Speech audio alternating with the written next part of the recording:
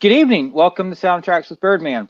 Tonight, the classic Arnold Schwarzenegger film, Total Recall, scored by Jerry Goldsmiths, and special guest, Erik Woods, and as always, Age Boomer. How are you gentlemen tonight? Good. How are you? Well, I'm doing good. I'm tired of the rain every day, but it's June in Alabama, so what can you say? that'll be us in August down here in Florida. What was I going to say, though? You forgot Paul Verhoeven, though, Daniel Herron, the great director of Paul Verhoeven, directed this. That's true. I have trouble pronouncing his last name. So. Verhoeven. Verhoeven. Okay. There you go. Okay. You'll never forget I think in Alabama we say Verhoeven. It could be Verhoeven. It's close enough. Big Paul Verhoeven fan.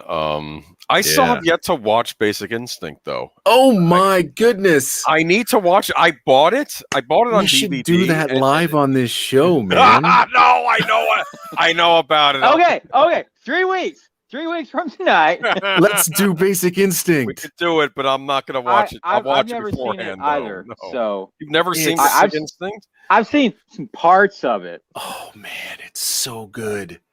It is. It was honestly. I mean, I don't know what the public's perception of it is, but I think it's a fantastic modern noir, and it's really. I mean, for the time, it was super edgy, but I mean, it's a good one, and I mean, and a Goldsmith score that is Academy Award nominated, which is a shock, and it's like one of his best. Yeah, and even like here in Total Recall, I would say that Sharon Stone's performance in this film was pretty much her kind of setup to get her the job for Basic Instinct. Because if you watch the scene between her and Schwarzenegger in the bedroom, there's sort of that kind of Basic Instinct type of Sharon Stone going on. So, but I love Basic Instinct. Yeah, it's a good time. I have the unrated version of it. That's the one I have on DVD. But there's an unrated version. Yeah, I can get access to the R version though if I need to. So just let me know if you want to do that. Yeah. Totally, we should. Okay. Well. Next week we have Troy, and then the following week. Are you free the following week, Erik? Sorry, what are you doing next week? Sorry. Next week we've got Troy. We're doing Beverly Hills Cop, but the week after that. Yeah, week after that I should. I'll let you know after the show. My schedule is just fine. Absolutely crazy. Yeah. Cool. But Basic Instinct. I've been meaning to watch it. It's just you have these movies and you're like, oh, I got to buy that because I've been meaning to watch it, and then you don't end up watching it. And I don't know why, actually, because it's an important movie. But it shouldn't have been as good as it was. It really, I thought it was going to turn out to be what Showgirls eventually turned into. Yeah, Showgirls is that's a classic. That's a classic piece of crap. That one I have on Blu-ray. It's like one of the best, worst movies I think I've ever seen. Richard Roper defended Showgirls as a movie you watch on home video, not something you go to a theater to see. But if you want to watch it and have fun with it on home video, he said yes, Showgirls is fine. Yeah. Like watch it with a bunch of buddies and just have a good time. It's hilarious to watch. Yeah, it's just it's so over the top. It's so bad. It's so oh man, there's so many great one-liners that are just terrible. I know it was an inspiration for a lot of like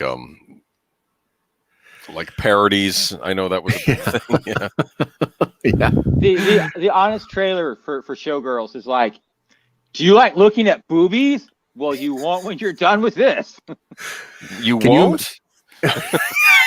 Yeah, it says you will not like boobies anymore. Yeah, okay. They're all over the place. And it's like, have you ever had sex with a fish?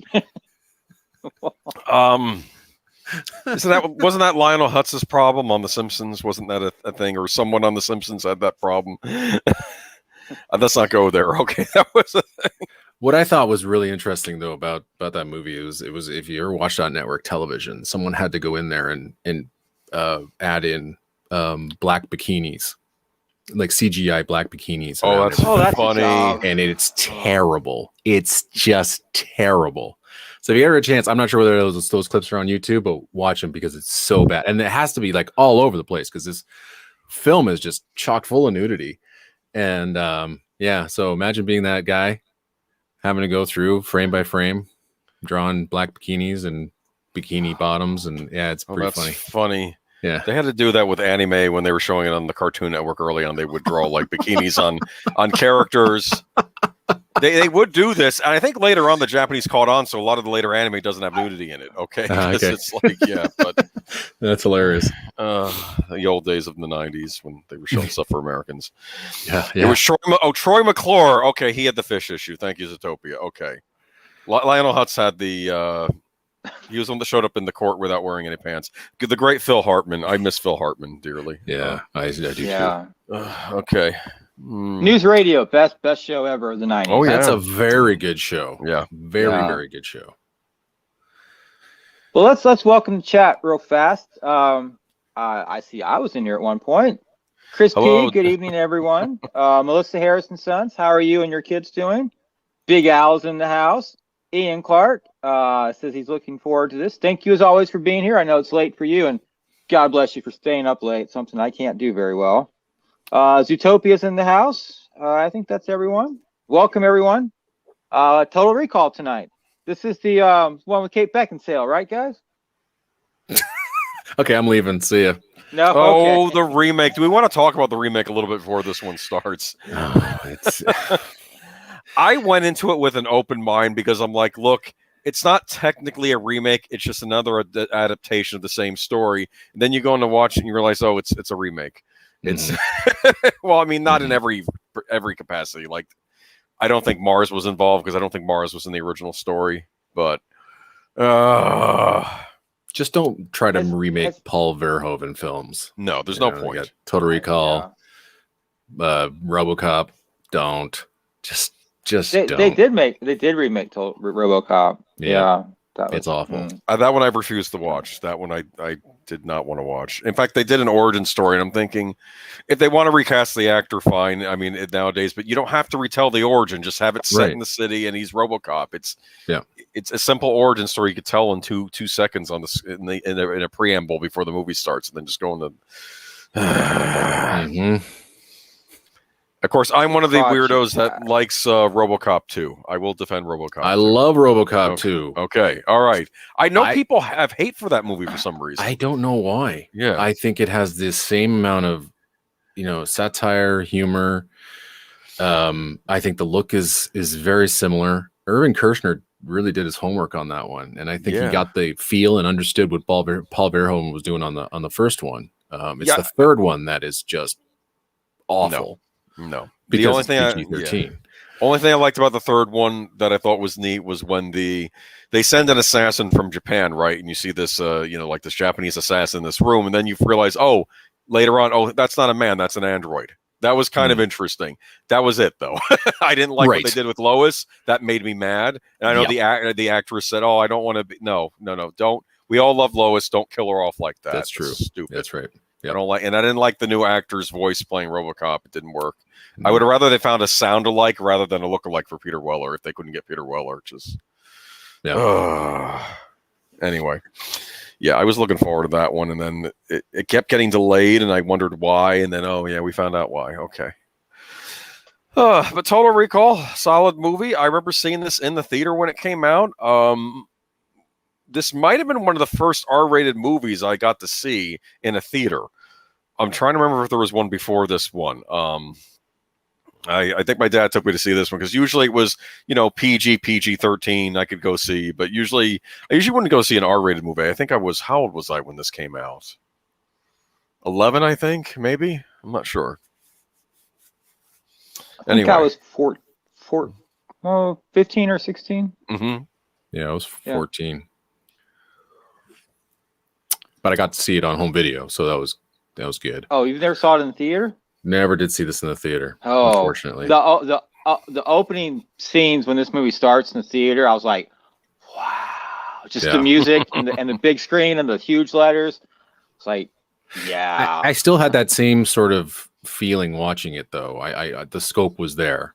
Even though I was watching like on a 21-inch television, but pan and scan, but still, it just felt like it was, and it was one of the very first, I think, R-rated movies I saw as well. I might have seen Die Hard before that, but it was like, this was something. Christmas movie. Different. I mean, it's not rated R. It's Christmas time. Did Die Hard 2 come out before this movie? Die Hard 2 was 90. Yeah. Okay, so Yeah. no, I never mind. I saw Die Hard 2 before I saw this one. Okay, I'm because not sure about the release date. I did see Die Hard 2 in the theater. I didn't see 1, but I saw 2 in the theater when it came out. Wolfton was saying that some people complained that it didn't follow RoboCop 2 didn't follow Frank Miller's script. I know that was turned into a graphic novel. I never got around to reading it though, but they did. But I don't know. I think there was probably. I think this is a problem too when scripts leak, that people judge it based on the script that got leaked. This happened with George Romero's Day of the Dead. It got leaked and everybody was screaming because they couldn't get the financing due to the script that Romero wanted to do, so they had to change it up a bit. But I had no knowledge of this, so when I saw it, it was new to me, and I thought it was pretty cool what I saw. But yeah. All right. Oh, Ian Clark.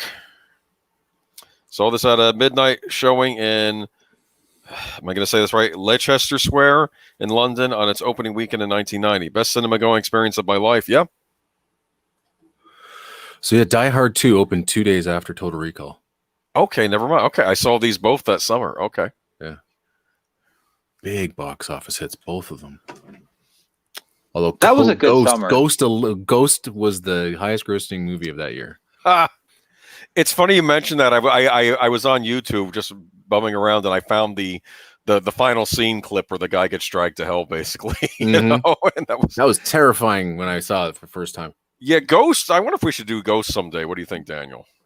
We should. We haven't done a Maurice Jarre film yet. Yeah, who did the? Yeah. That might be an interesting one to do someday. Yeah. All right. That was like one of his last, I think, kind of all electronic scores. Yeah. During that time. That man wrote a lot of film scores. Oh yes. Oh man, what a career.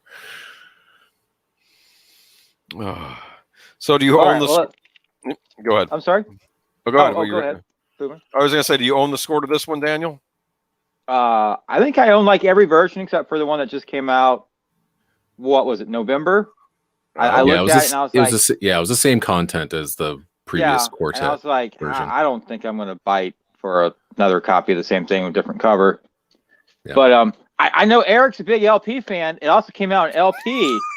And I'm gonna. The LP it looks great. It looks great. I passed up on it, and then I thought, I should just go ahead and buy it, and it was sold out. And now it's like, like $200, $300, and I'm like, that's insane. I won't be buying it, not for that. That's insane. Yeah. Daniel got me a very nice LP set for my birthday. Actually, it was the Star Wars. What is it? 25th anniversary. 40th. 40th of the original. Because my dad used to have the vinyl release, and he put out a bunch of records we sold at the garage sale, and I think he put out the wrong pile by accident. It was the original Star Wars LP. No. So now I have the Star Wars LP again. But yeah, it got returned. But yeah, that was a shame. He had the Good, the Bad, and the Ugly soundtrack. He had a bunch of stuff on LP. Yeah. Wow. That's the same version I've got too, Boomer. I hope you enjoy that. Oh, definitely. Thank you. All right. So when do you want to start? When's your birthday, Mr. Eric? October 1st. Really? Mine's October 15th. Libra's in the house. Yeah, I'm a Gemini. That's okay. You can stay. Do Geminis and Libras get along? Is that a thing or something? I don't know. Ian Clark's getting sassy with us. Make great additions to landfill sites. I am going to say my dad still collected LP up till he died, and I think I when I was in Boston for a writers conference, I bought him an LP, and I think it was I found it in an old vinyl shop, and it was the soundtrack to the Seahawk.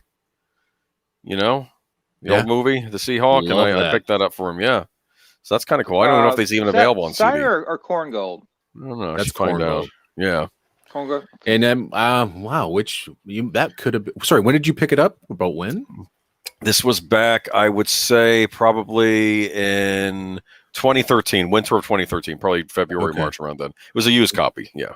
Yeah, it was probably. I wonder if it was probably the Utah Symphony recording, which I think is dynamite. Cool. Recording of that score. Yeah. I'll have to try making an MP3 out of it. Yeah. Yeah, it's really good. It's one of my 10 favorite scores of all time. It's cool. Magnificent. Does that list change daily or hourly? Nope. Or No, I'm not one of those No? people. I've had the same Okay. list for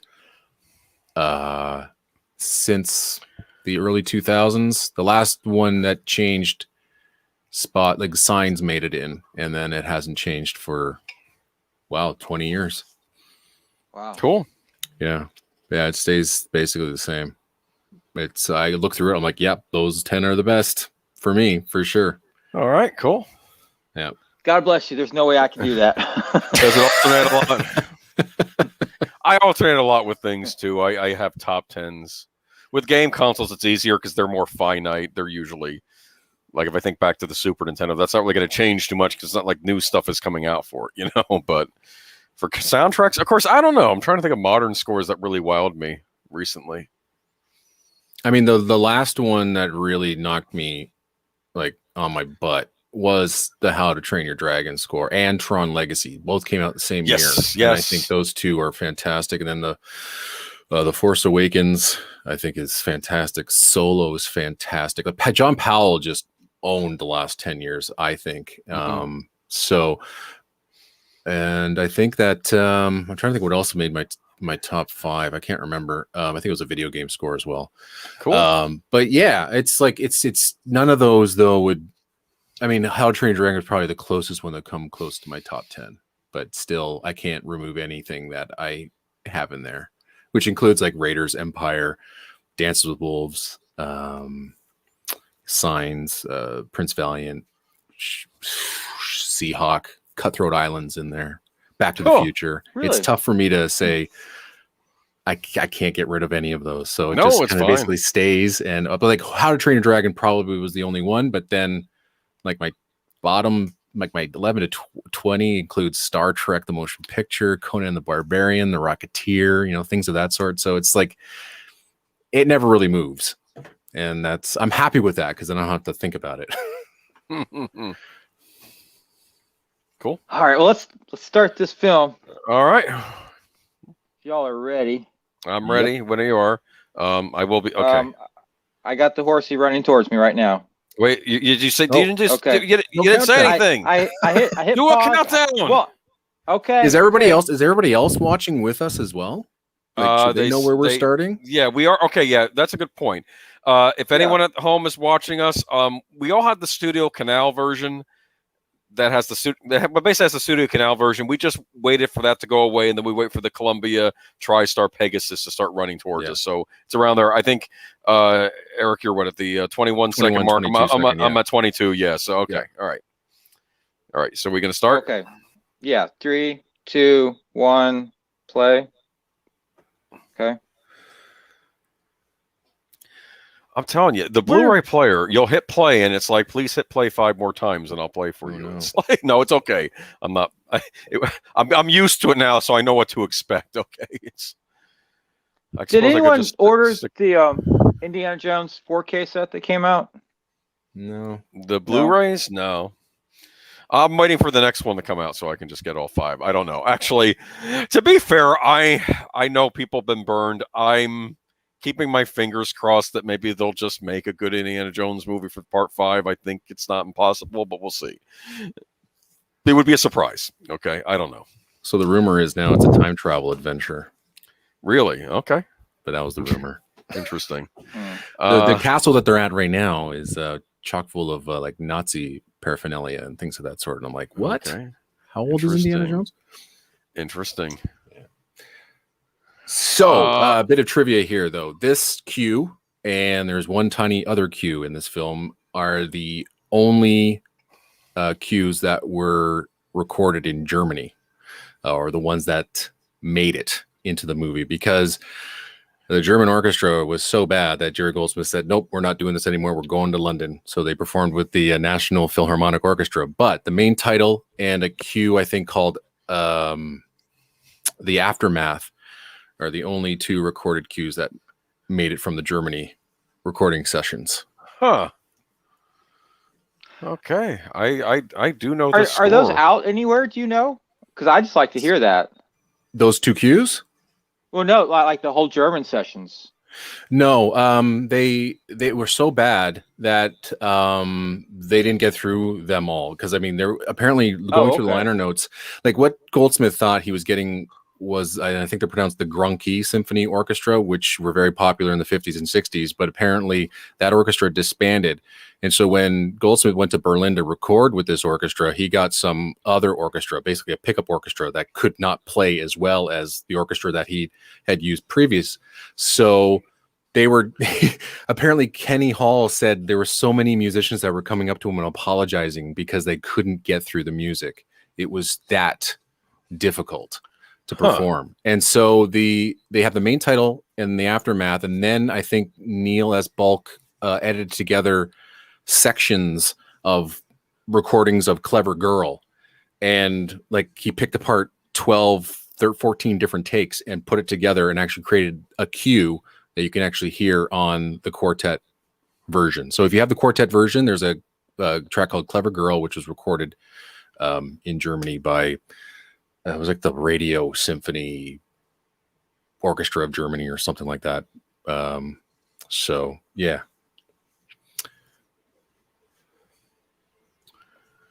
All right. So here we got Mars. I think it had one of the best orchestral openings of any film, probably that year. Oh yeah. You're just anticipating the movie, but you get this great opening. Yeah, it's a great nod to Basil Polidorus. Mm-hmm. That's what I thought. Because I originally, when I a while back, I thought he's the one who scored this movie. Then I realized, oh no, it's Goldsmith. Yeah. I can't remember whether I read that anywhere that it was actually a intentional nod to him or not. Because I mean, Polidorus was writing for Verhoeven during that time as well, right? Flesh and Blood and Starship Troopers. Yeah, for a while I thought he was the one who scored this, and then it's Goldsmith. Okay, so yeah, they're flip flopping between Polidorus and Goldsmith. Mm-hmm. Yeah, Sharon Stone is not ugly. A goddess, a goddess. Yeah, I'm not gonna deny that she was. And like I said, if you look at the scene, this is basically her audition for Basic Instinct. Man. she was supposed to. She actually auditioned for Indiana Jones and the Temple of Doom as Willie. Oh, and I could have seen her as Willie. Yeah, and then she ended up in that horrible Alan Quartermain movie. That's right. Oh, how did that happen? Was that like, hey, we'll make a call to Golden Globes? You can be in this movie. Oh yeah. No. Oh. Arnold, though, man, I almost feel that you were either a Schwarzenegger household or a Stallone household. You know, back in the 80s, you always had a favorite. I like Schwarzenegger movies. I do too, though. I've grown to like Stallone more overall since then. But yeah, back then it was all about Schwarzenegger movies. But I will say this: I always give Stallone credit that he didn't do well. Actually, people are going to yell at me because they're probably fans of this movie in the chat. But Stallone didn't do Last Action Hero. That was because I almost felt like Last Action Hero was sort of the swan song for the action movie, and even though they still came out. Yeah, and it got. I don't know. I liked it, and the thing is, I love that movie. It had no chance of succeeding because it was up against Jurassic Park that year. So no one went to see Last Action Hero. Everyone was going to see Jurassic Park. Yeah, there was that, and Cliffhanger was also out that summer. Yeah. Yeah. The Rennie Harlan Stallone movie. Yeah. Same summer as Dennis the Menace. I think so. Yes. Yeah. I always love how a lot of these movies they're in this future that looks very believable because there's a lot of the modern still in the future. Do you know what I'm saying? So they're better TVs, more doohickeys and stuff, but it's like near future, like what 20 years later or something. You know, it's. But I think Schwarzenegger's really good in this movie. Like, this is one of his best performances. Definitely. And I think he also got a good film. I mean, it's a really good movie. Got a great script too, which really didn't come his way all too often. It's a brilliant script because you can look at it two different ways. Is he imagining this or is it real? I mean, Right. Is it the program? Is it the recall center sticking this in his head, or is this really happening? Yeah. And they don't really answer it. That's so good. That's what's so good about it. Did y'all read the novelization that came out that summer?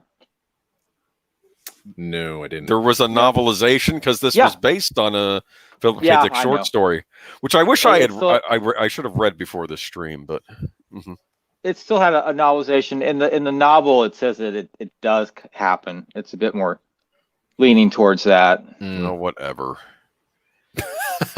I know, That's not fun. I mean, who reads books? No, but the thing is, it's a novelization. I need to read the Philip K. Dick story though. I've read other stuff by him. I've liked it a lot, but like Scanner Darkly, I love that book. This actor's name, Ronnie Cox. Ronnie Cox. Mm-hmm. Dick Jones in RoboCop, right? Yeah, and he was Captain in Star Trek Enterprise for like 2 episodes. He was, and he was so good. On TNG. So good.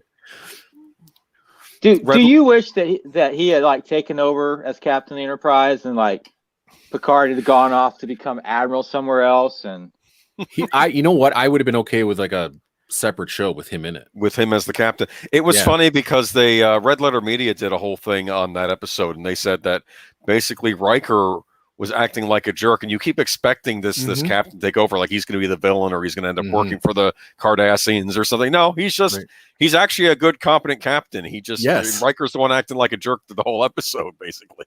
That's right. Yeah. I mean, if Patrick Stewart didn't come back, I'd be okay with him. I thought he was great. Actually, Ronnie Cox will be in next week's movie we're watching too, Beverly Hills Cop. He was Taggart, I think. Or am I thinking of somebody else? Never mind. Okay. I've never seen it, so I'm gonna have to watch it probably this weekend. Watch it before. It's a lot of fun. This movie's a lot of fun too, though. Oh yeah. 80s movies were fun. That's how I do look at them. A lot of them. She has wonderful eyes. She does. I think she has wonderful everything. Yeah, she does, but eyes are important, and I don't know. They're very beguiling. That's what I would say about her.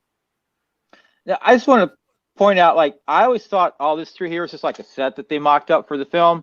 It's not. This is the actual subway in Mexico. Interesting, because so good. I kept thinking though this was all done in sets, and now you're telling me this actually is a subway somewhere. This is the actual subway system in Mexico City. I mean, they did a little set decorating, but the structure is how it is.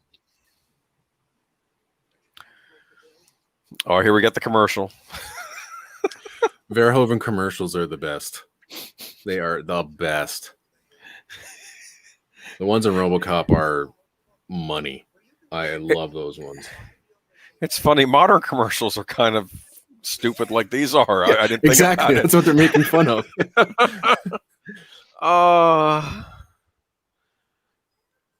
Recall for them.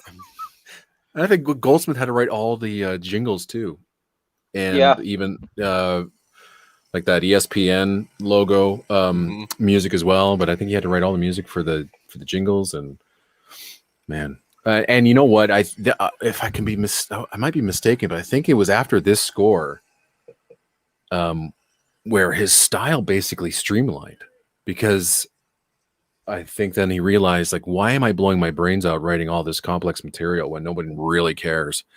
And then the style basically streamlined from this point on. Okay. But this might be one of the greatest action scores of all time, and one of the most complex. Oh yeah, and that's why this German orchestra couldn't handle it. And but the writing is off the charts. What about Congo? How would you put Congo up to this? Yeah, it's not one of my favorites, although I do love the song that he created. I think that's with Lebo M. That's played over top of the end credits, which I think is fantastic. But again, the style just basically it's tough for me to say anything other than like streamlines itself. It becomes a little bit more simple, but still sounds like Goldsmith, still using very, odd meters and interesting orchestrations, but nothing like his work in, the 70s and 80s and for Total Recall. You can hear it. You can hear the simplified orchestrations and the simplified, even the action music is a little bit more, simplified is about the best way I can describe it. I mean, it's still upbeat. Like the Congo action music is still very much upbeat, and it's engaging, but nothing like scores like here. Nothing like here, or like the stuff he wrote for Legend or Capricorn 1, or some of his other big action like Wind and the Lion. You're not hearing those type of orchestrations in his 90s and 2000s output. I feel they dropped the beat right here. This guy should be Bill Paxton. Oh yes. Yeah, but I like the actor they got. In fact, it's not who I think it is, but he has that kind of, I don't know, like cheesy smile, bad salesman look to him, and he's like, "Don't bullshit me," It's like. But then again, in True Lies, we get Paxton and Schwarzenegger together, and Paxton was brilliant as the car salesman in that film. That's like the only part of that movie I like, I think. I love that movie. Oh man, I need to rewatch True Lies. I'm waiting for Cameron to put it on Blu-ray, and he says, I've been too busy. I'm making the Avatar sequels. It needs to get a proper remaster. And I'm like, okay, well, I'll be an old man by the time you clean it up and put out your proper edition of True Lies. Get with it already.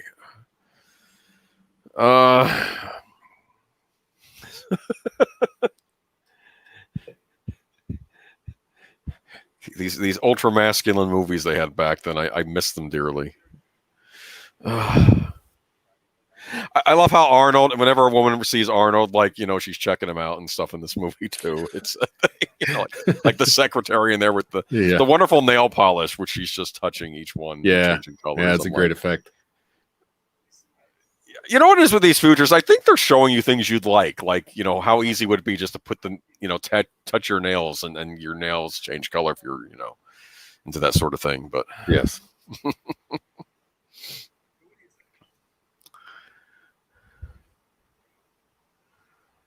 I'm just looking at the sets, but everything has got that cold gray concrete. Oh yeah, to it, right? So like that was you were talking about the subway station. It was just all concrete, and even this office is just.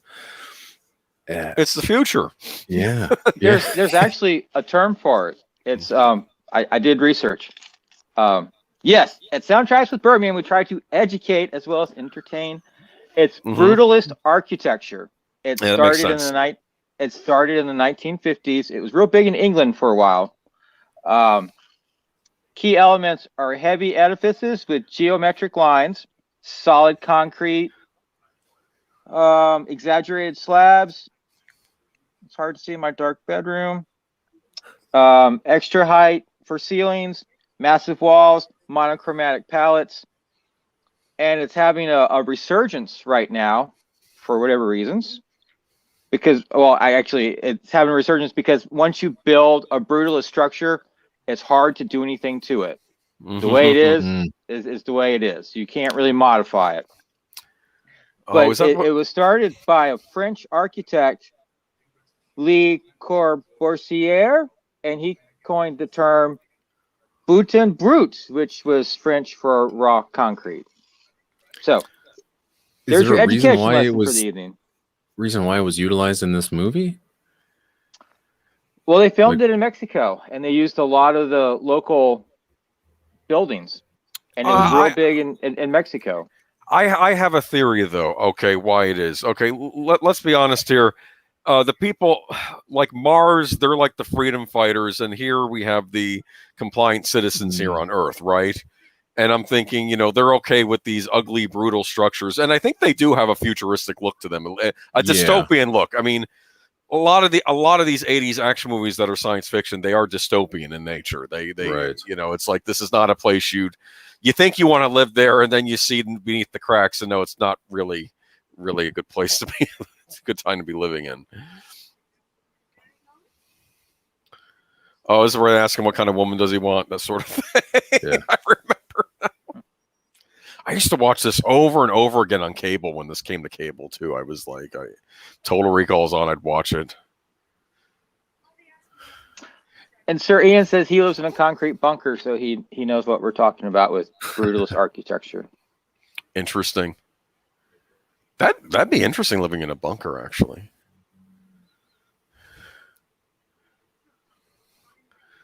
All right. Oh, all the choices. Can I have them all? I know. I mean, I'm paying for this, right? I mean, Troy's in the house. He says, hello, Troy. How are you? Hello, How's Troy. Dungeons and Dragons tonight? Hi, Troy.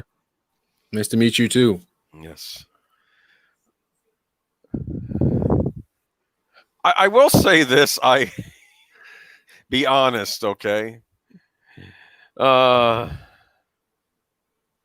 Sleazy and demure. Okay.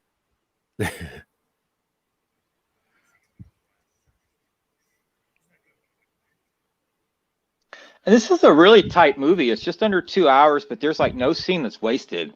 No, Agreed. it moves at a fast clip.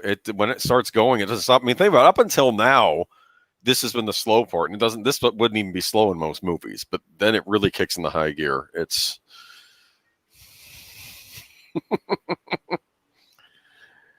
Hey, Netters Network's in the house. Hello, Netters Network. what is he showing her? It's like, Yeah, I don't know. Oh, that was my part in this movie. They paid me $1,000 to do that. Look at the secretary. It's like, get in here. I got a client here.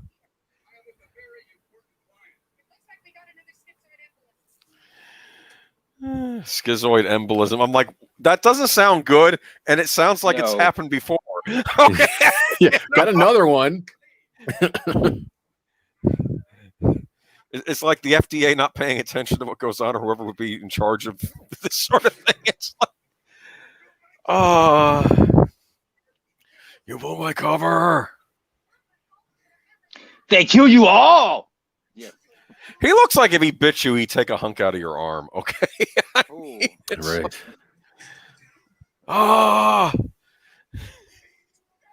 My name is not Quaid. Okay.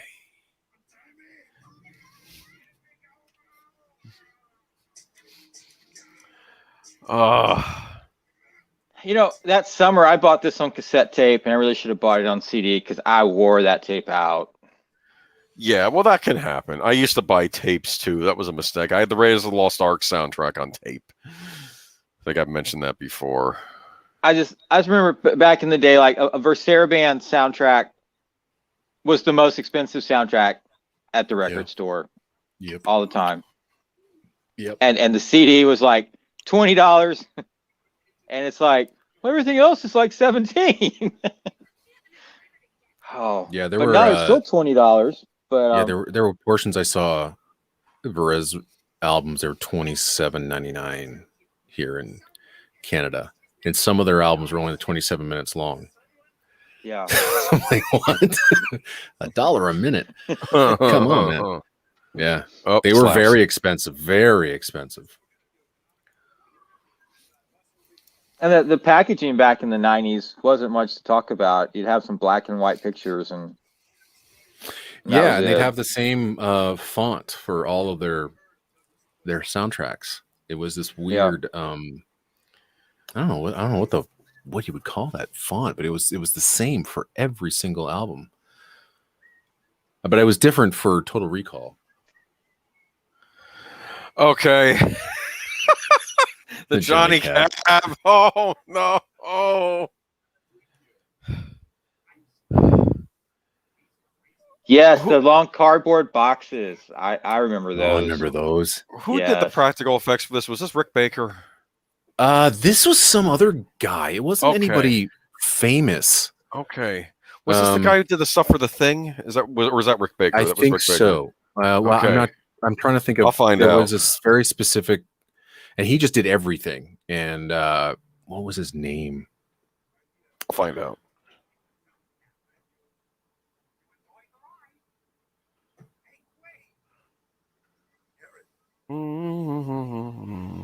Now, if I was gonna whack off Arnold Schwarzenegger, I Okay. would send a much buffer guy to do it. Yeah, I mean, that's a funny thing.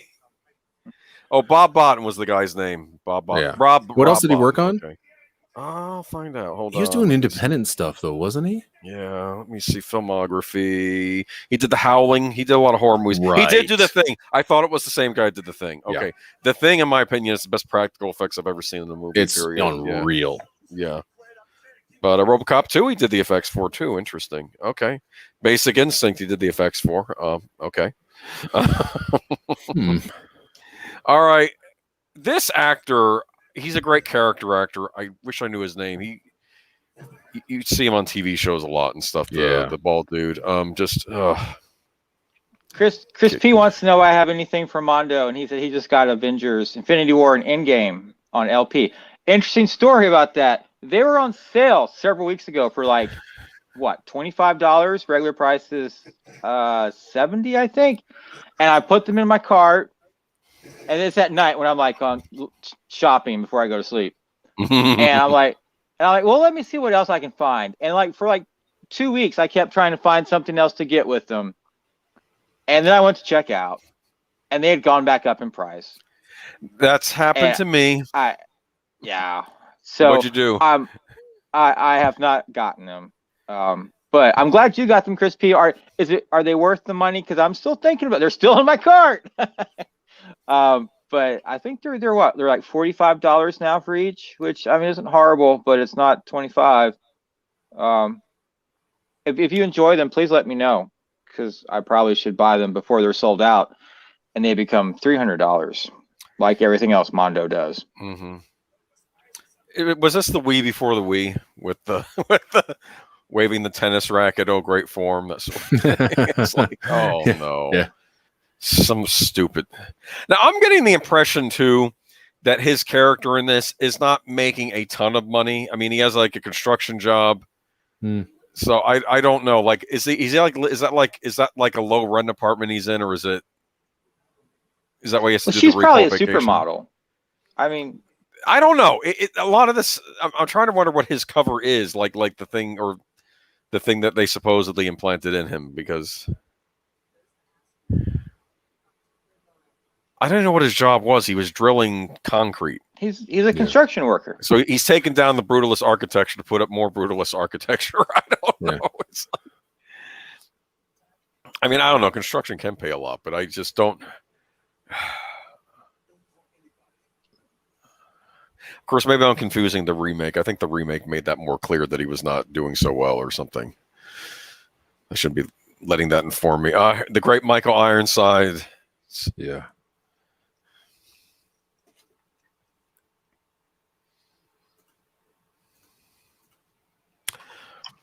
Twilight Zone, the movie. He did the segment 3 in Twilight Zone, the movie, the effects guy in this.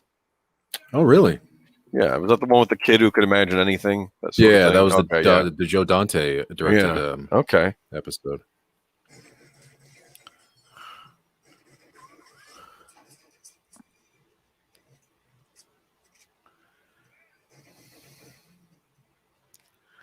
Ooh.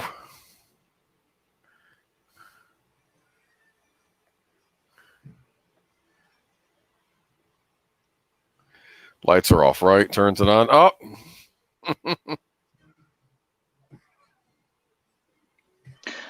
She's a believable ass kicker here. She is. She looks athletic. Of course, that's the type he likes, athletics. So it makes sense that he's with her.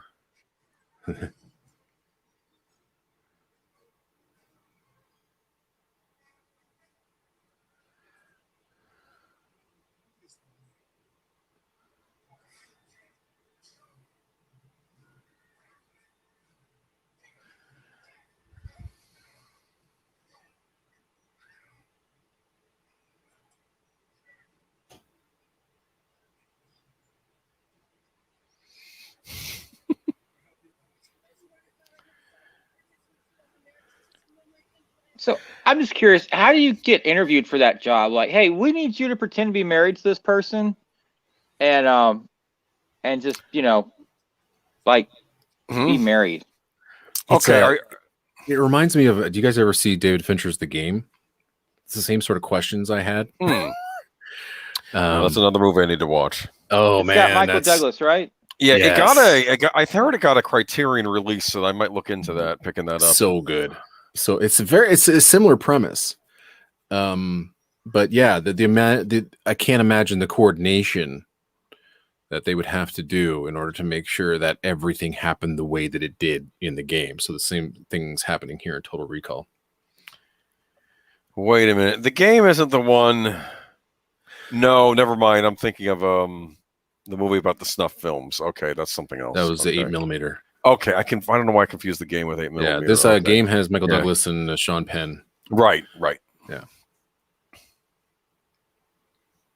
Speaking of Sean Penn, Fast Times at Ridgemont High recently came out on Blu-ray in a special edition from Criterion.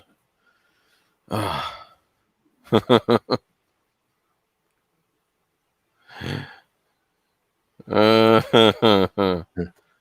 a minute. Clever Girl. That's actually a title track on the soundtrack. Yeah, so that's the one that Neil Bulk took the German sessions and created a cue out of it. Well, he did a it sounds fine job. good, but of course it's like 12 different, takes of it. But yeah, they eventually re-recorded it in London. So what you hear on the soundtrack is and in the film is the London recording.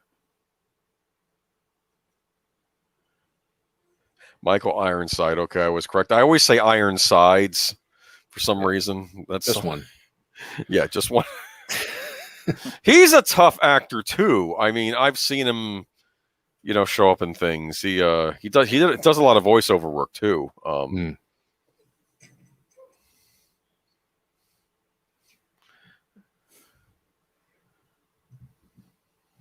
I'm thinking I read in Starlog that he's a pacifist in real life. That's funny. That considering who he plays considering that he plays a lot of villains. He also played the voice of Sam Fisher in those Splinter Cell video games. I remember that.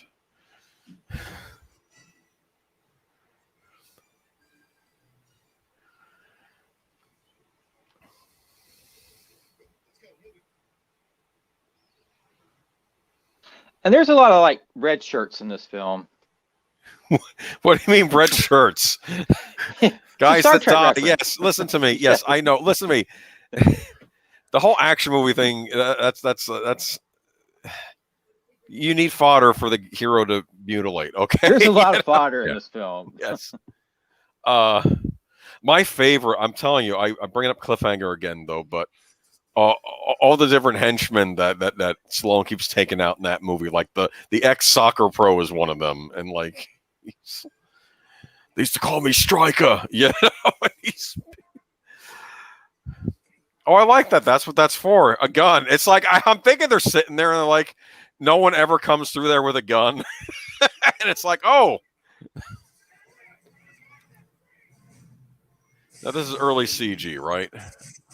I want to say so, yeah. I mean, not early. I know a lot of this was groundbreaking special effects and visual effects in this movie. Yeah, I wonder if this was like the precursor to stuff we'd see in Terminator 2. Like, I know that they made a big deal out of the. I think they made a big deal out of the lifelike skeleton walking effect that they could do with the CG. That was a big thing at the time. I remember that. This was always one of my favorite tracks on the soundtrack. Yeah.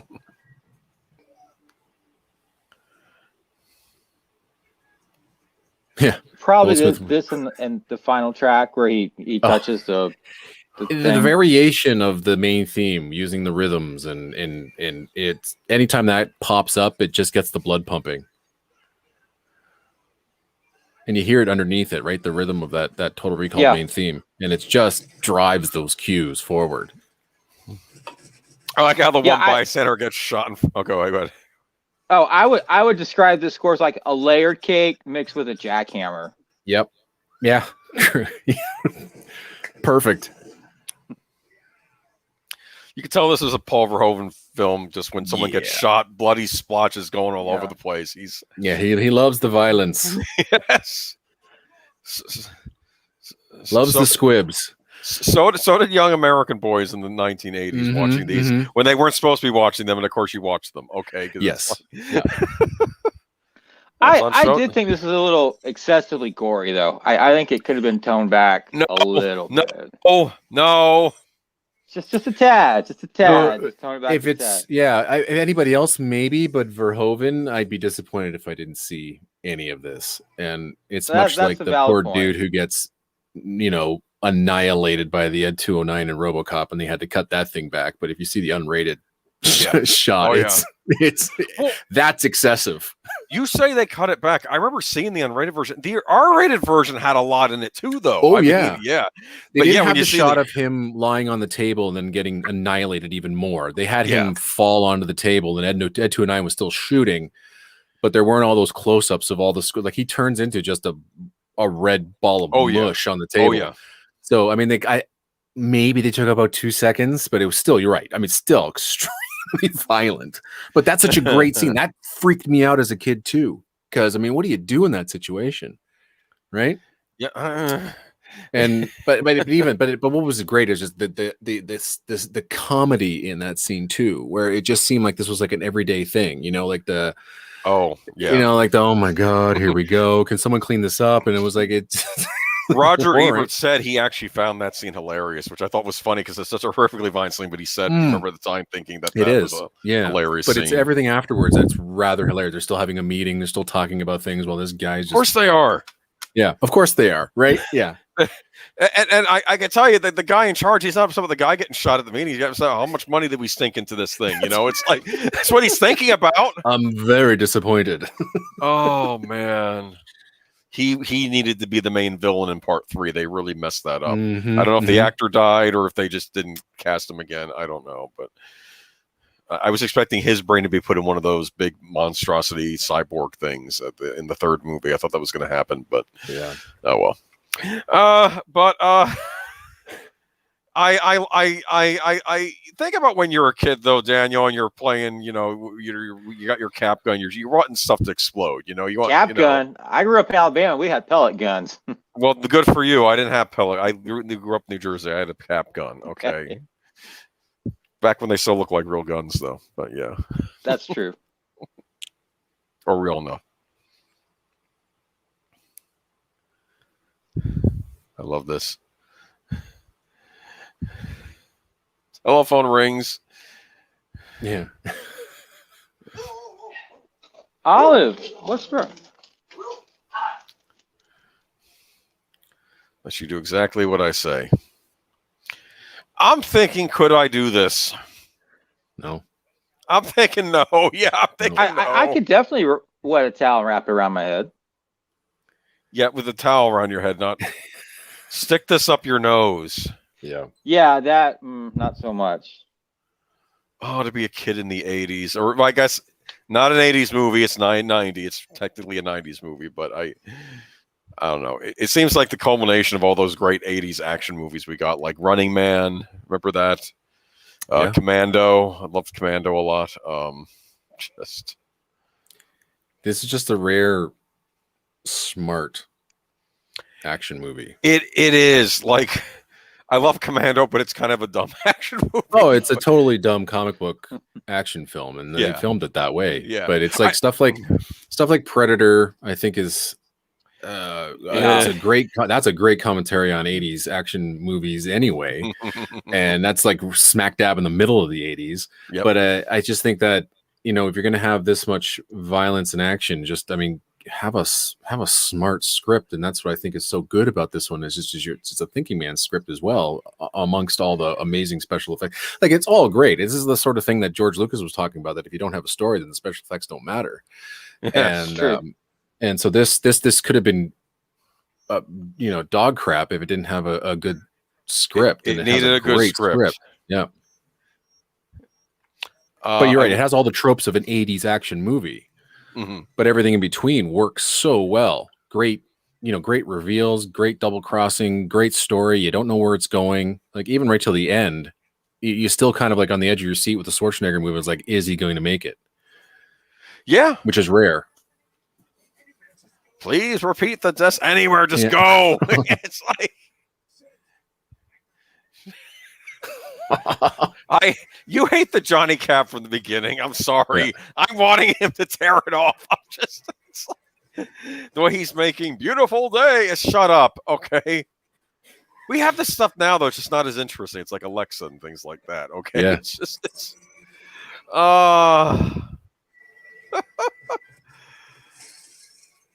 look at this. Ooh.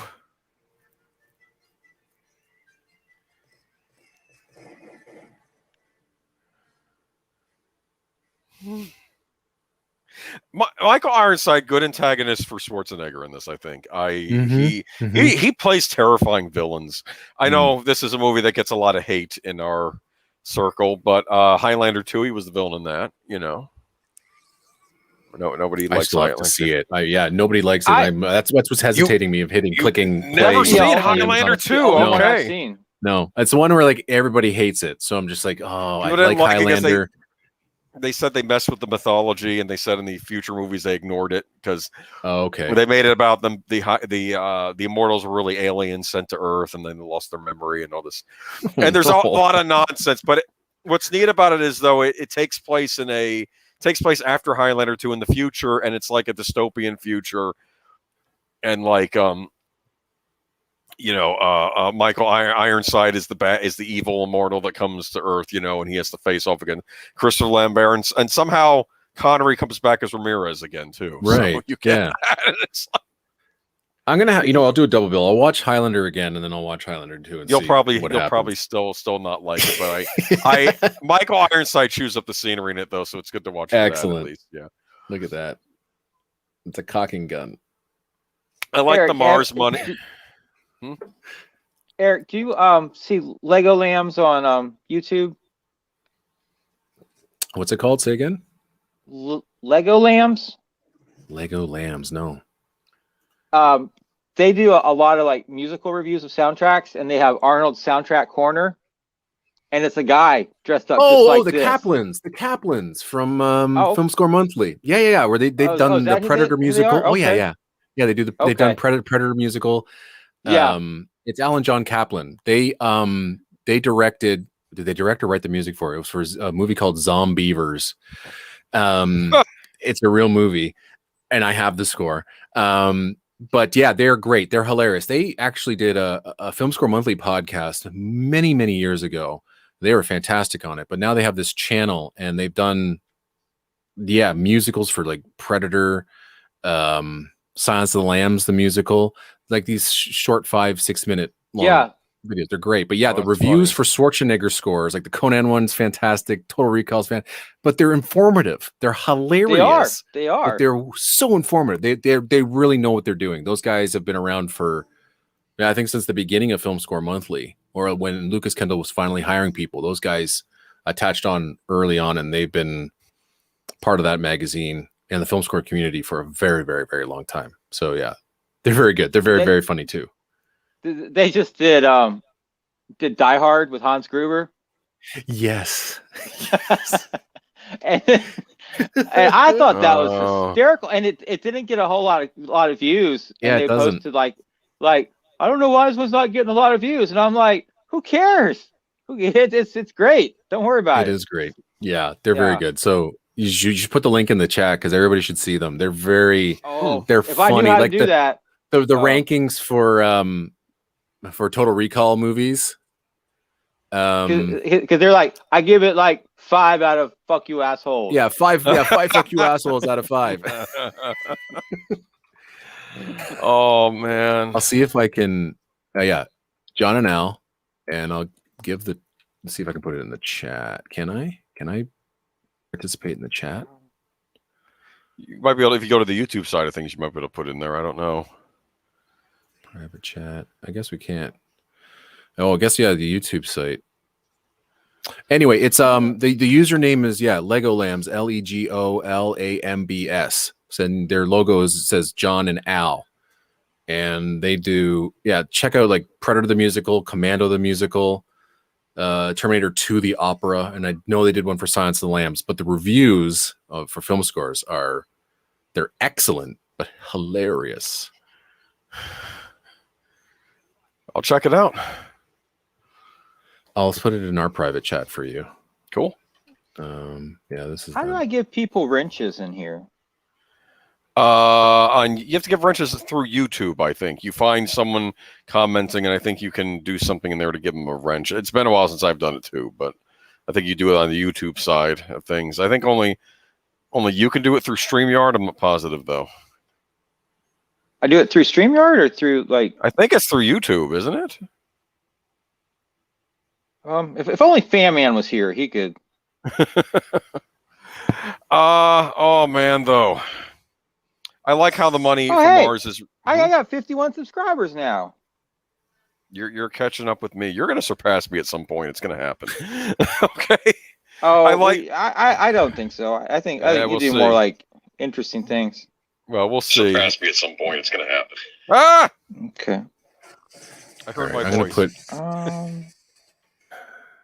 You just do a cut and paste in the chat. I don't like the sound of my voice. It freaks me out. Okay. Okay. I love this part. You're watching the rats and you're watching them shoot at the. Where is he? Yeah. There. They're shooting the automated thing. I like the dude with the glasses. Like, I'm thinking he's the techie guy, right? You have to always have a techie guy in your bad guy crew. Like, there was one in Die Hard. I remember that. You know, it's like the guy with the glasses, but he thinks But I'm cooler than the normal guy with glasses because 80s everything has to be cooler, right? It's like. Okay, Mr. Eric, if you say something in the comment section on YouTube, I can make you a moderator. Oh, okay. And then you can post things. So I went to the live feed and I posted the. Where the heck is it? No, I just lost it. Now, we definitely need this model scene of him coming to Mars because we need this transition shot to let the audience know he is on Mars. Because I'm telling you, it felt like when I was rewatching this, I'm thinking, was this all done with sets? Or it's all a lot of interiors in this movie, I've noticed, okay? And there's nothing wrong with that. I didn't even pay attention to it when I first watched it, but I noticed when I was older, I was like, a lot of interior shots movie. So you do need some exterior shots, even with him walking around wherever that is, if it's in Mexico or.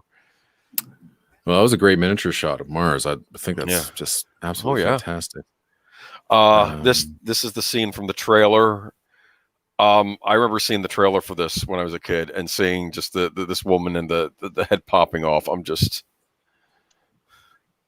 Because I know Back to the Future 3, I think, was the big movie coming out. But then I saw the trailer for this, and I'm like, I want to see this. Okay. Yeah, Back to the Future 3 was huge. Yeah.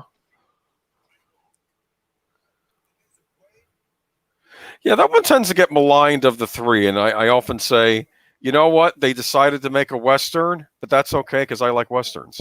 Okay. I think that was the best. That was the only way, because they did the retread on 2, which I thought was brilliant. But then it's like, how do you make it completely different? And that's how you do it. And then you have a whole set of different circumstances and ways that they have to get, Marty back. And then you can have a whole other clock tower sequence, but then this time you do it on the train tracks. And of course, all the Western tropes, all the jokes, everything landed in that movie. And Doc Brown gets a romance too, which I thought was cool. Yeah, he became a main character, and it was, I think, that whole trilogy, I think, is absolutely perfect. Yeah, I love all of them, and in fact, I used to argue at the time it's the most successful trilogy I've seen so far. Because Indiana Jones too, but if I think about those, that's more of I see those more as standalone movies in a way. But this woman played this role so good, amazing. She's so good. She looks like a machine going out of control. Yeah, she really does. Yeah. Who's the guy in the practical effects are so amazing too. Like when he lifts the head off and it's all just dummies, and it's amazing. The makeup effects is just so great right here. Oh, look at that. All those animatronics. Oh. It's like so amazing. The sound.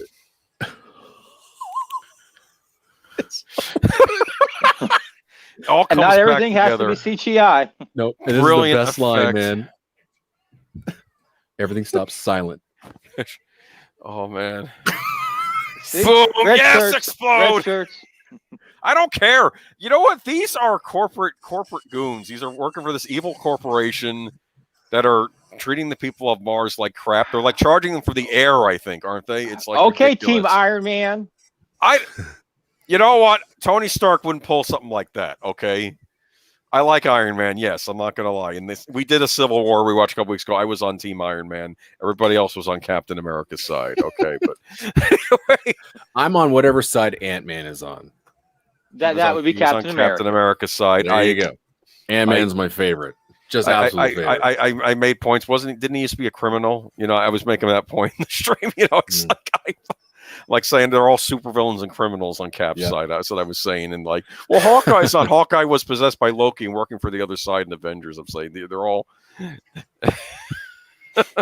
I think the only one I thought was all right was Falcon. I said, you know, I know he's your friend, but you got to get off that side. That's what I was saying. You know. All right, but I know the actor in the Bray. I've seen him and stuff too. The guy next to Michael Ironside. I can't think of his name though. Oh, he was Gul Dukat on Deep Space Nine. I know the actor. Oh, now. you're right. Yes. Oh my God, you're right. Yes. Wow.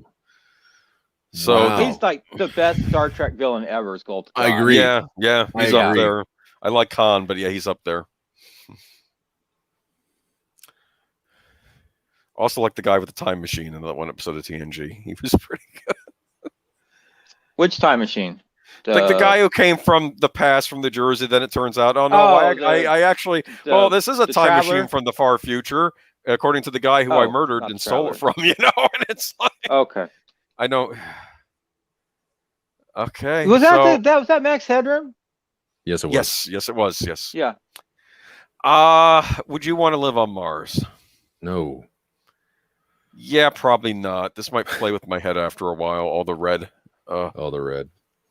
Not as red though. It's more of a dusty. I'm wondering if The Martian with Matt Damon was more accurate. I don't know. Yeah, probably.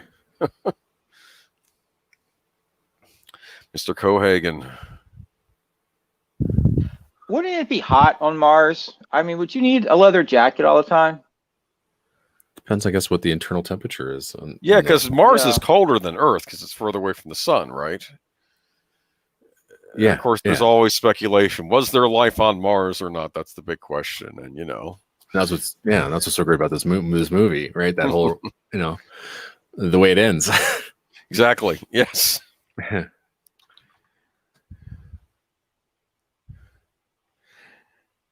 I remember for a while they were saying like, "Don't set your movies on Mars. It'll hurt your box office." Like I think Mission to Mars didn't that fail or something, or Red Planet was another one. I remember that. Yeah, I think it can be. Well, it can be successful, of course. But I think a Mission to Mars for about maybe 3/4 of its playing time was rather outstanding, and then it jumped the shark immediately.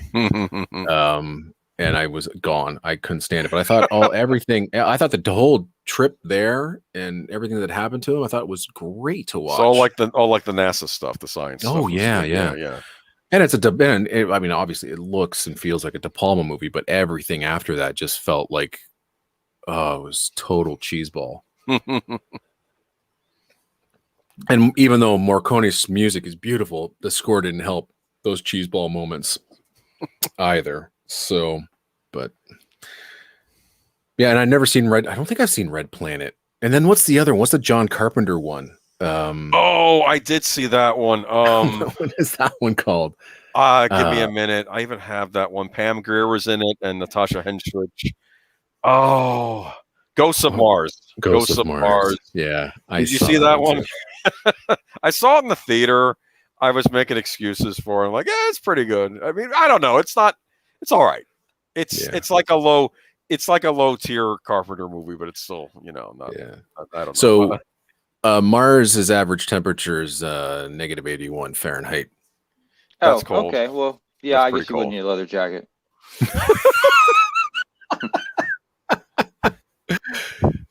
Just like it just looks hot, you know, when you look at it. For some reason, I got that scene from The Sopranos where when they kidnap the Russian guy, and he's like, "You think this is?" He's in the middle of Pine Barrens, in the middle of winter. He says, "You think this is cold? I wash my balls in ice water." He screams at he says it in Russian, or yeah, it's.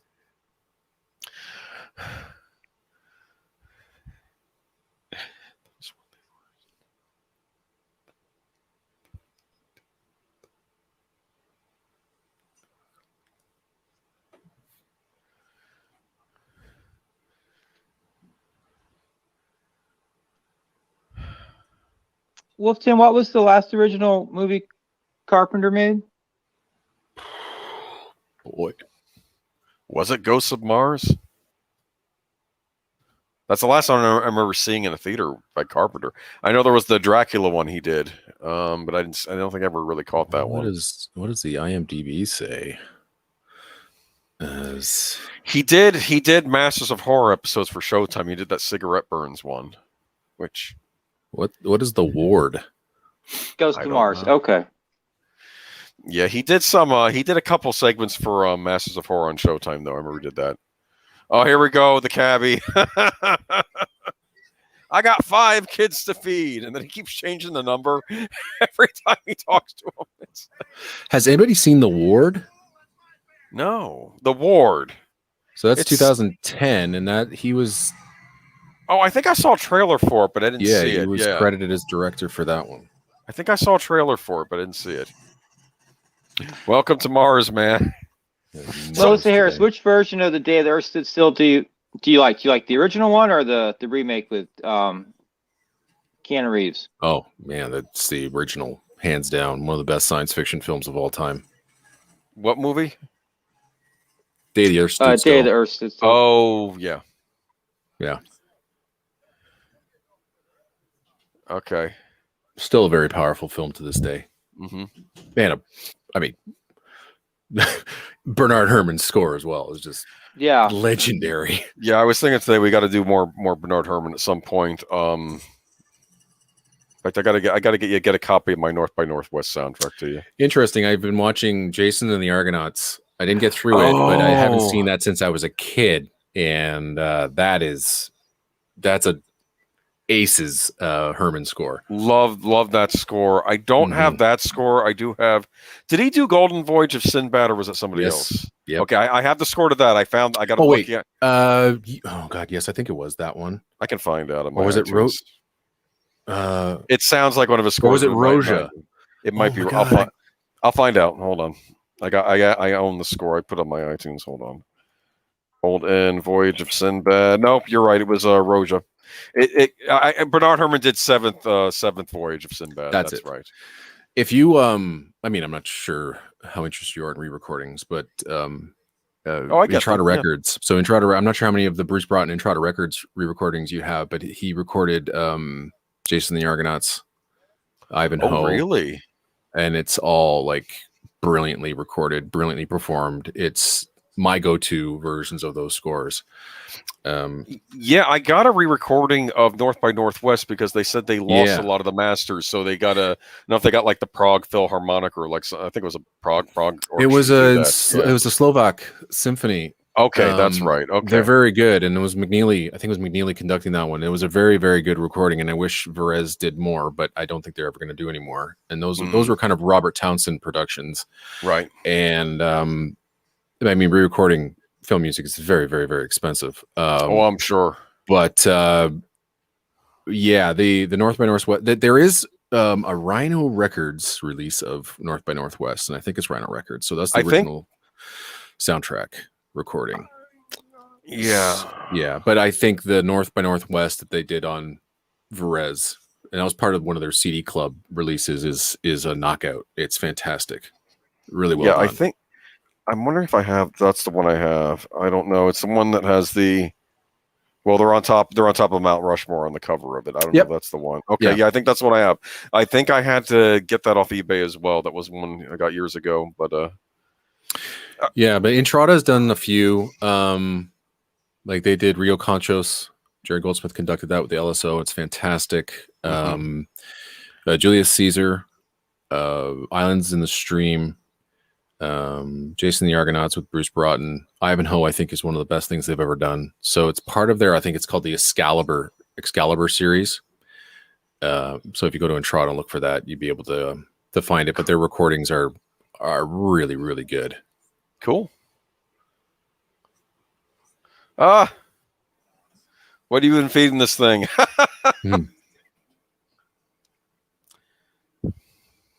Thank you for stopping by, Wolfie. And I think Melissa's about ready to take off, so thank you for stopping by. I understand Professor Geek's got a show going on with Leia Plus Size tonight, so I will be catching that later, probably tomorrow morning about 5 a.m. So I'm looking at this Mars situation. This is like the American colonists, right? And I guess the corporations like the occupiers, I guess I should say. Yeah. No offense to the privileged listeners we have, but and they're all mutants. Is that because of some chemical they're having to breathe in or something? I think that was a radiation. Thing. Radiation. Okay. Yeah. Okay.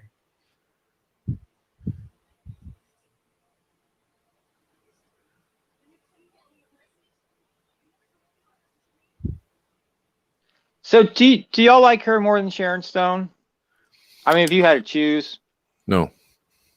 I don't know. I do like her. I actually find it interesting how she's a big contrast to Sharon Stone. Think about it. Oh yeah. Yeah. She's like in the opposite in some ways. Okay. Looks wise and stuff. Yeah. She's like I mean, again, I hate to bring up Indiana Jones, but like she's like the Marion of this this movie, right? Very strong. Yeah. Independent woman, and you can tell she takes no shit from anybody.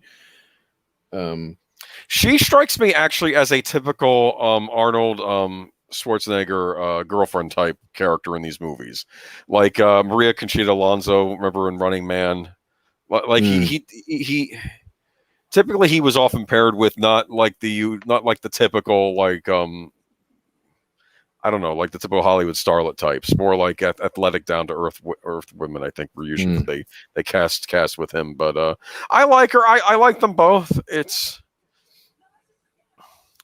but they're definitely an interesting contrast in looks and definitely in attitude, and you can see why he was looking for somebody like Sharon Stone, I guess. Or no, that was forced upon him. Right? Yeah. He's looking for someone like her. Yeah, he wants her. That's right. So, Rosa, Bruce Broughton, Ivanhoe, Entrada. Yeah. $6 on eBay, $4.25 shipping. Buy it now. Should I buy it now? Any of the wait, for that price? What is it, like $6? Is that what you said? Yeah, $4.25 shipping.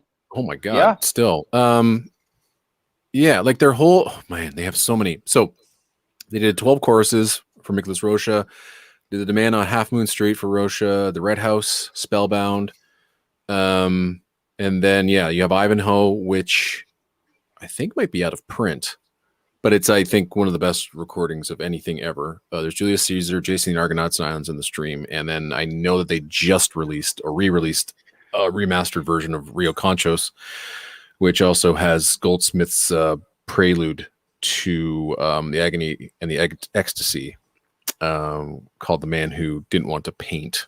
And it's one of the best things Goldsmiths has ever written. Oh, was Kirk Douglas in that? Yes. Okay. Yeah. And that was scored by Alex North, but North couldn't score the prologue, so he recommended Jerry Goldsmith. Okay. And it's beautiful. It's beautiful, beautiful, beautiful. Yeah, but the the Excalibur series is really good. And then the Red House I think was the most recent one they did, and I think they did a Kickstarter on that one. So a lot of the fans helped fund that one. And that one was recorded with the Royal Scottish National Orchestra. I think that was it. What was the one with Stromberg and Morgan? What did they work on that one? That was a Henry Mancini score, I think. I can't remember. It was most recent, one of the most recent re-recordings. I don't know. Be wrong. Well, I just got it, so. Yeah, you won't be disappointed with Ivanhoe. So this is one of the big things. Is it a dream or is it real? You know, we have This is a great scene. This actor, I can't think of his name, but he's been in a lot of stuff too. He was in Arachnophobia. I think he played the coroner in that. I can see him playing a coroner. Yeah. In fact, I'll find out his name. Hold on. Okay, so yeah, the new recording they did, it was the Tiomkin's Dial M for Murder. So they did that with William Stromberg and the Royal Scottish National Orchestra. So that's another good one as well. They've got Julius Caesar for $25. You might be able to get that cheaper, actually, even through like Entrada. So I think it's still for sale at Entrada. Roy Brocksmith, that's his name. Yeah, Julius Caesar's $14.99. Okay. I just want to see whether it's still in print, and I could be wrong. Yeah, it's still in print. Cool. Which Julius Caesar? Roges. Okay. So they went to London and recorded with the Symphonia of London for that, Ivanhoe, and I think Jason and the Argonauts. I mean, there's a couple of Goldsmith ones as well. Yeah, I have the Blu-ray of Jason and the Argonauts. I know that was out of print for a while, but I think maybe it's back in print. I don't know. Yeah, I've been watching it on, it was either Netflix or Prime. So I don't think the transfer is very good, but just brought a lot of memories back. I love those Titan movies, those Greek mythology movies. They're fantastic. So I want to go and see oh man, what was the one that came out in the 80s? Clash of the Titans? No. Clash of the Titans. That's it. Yes. Yeah, those are so good. Oh yeah. Love Clash of the Titans. Love the Sinbad movies too. I was big on those. The Harryhausen effects were fantastic. Oh yeah. Yeah, a lowly construction worker. Okay, so you say he's a lowly construction worker. Yeah. Married to Sharon Stone. I'd be okay with that. That's all right. I can live with that. As long as there's no ice pick in the bedroom, I'm okay. She had a knife in the sink. Oh. Well, it's funny because when they were selling these on DVD originally, the Total Recall came out in a little tin that looked like Mars. Yep. Okay, yep, I have that one. And then the Basic Instinct, I think, came in something that looked like an ice pick through ice, right? That's correct. It was like a blue plastic box. I remember that. See-through box, yeah. I eventually got the Blu-ray of this too because I wanted it came with a digital copy too, so I can watch Total Recall wherever I want. That was my thinking at the time. Yeah. Now, here's the deal. Now, what gives this guy away? He's sweating. Why would he be sweating if he's monitoring from some console and safety?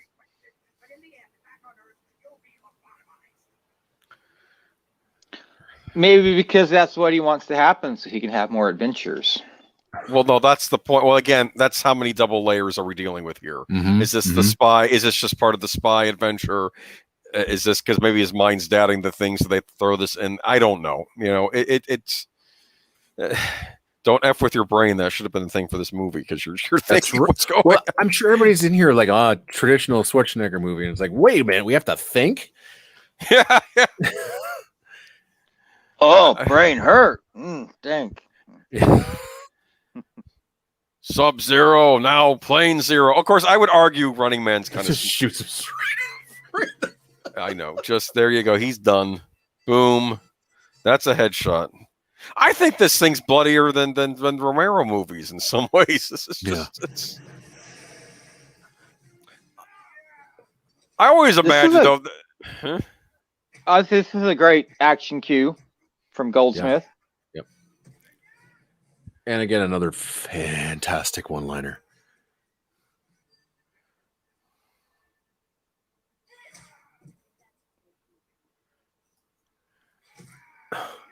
Yeah, I guess if you're on Earth, you don't want to be coming to Mars. Nope.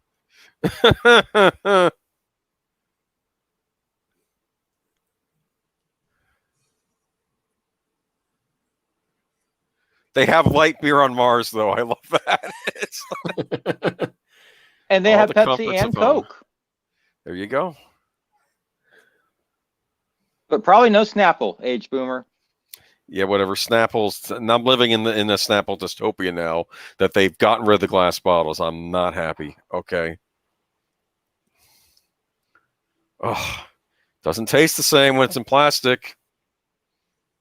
I recycled the bottles. Anyway. Can't even read the trivia on the new plastic caps either. All right, here we go. So,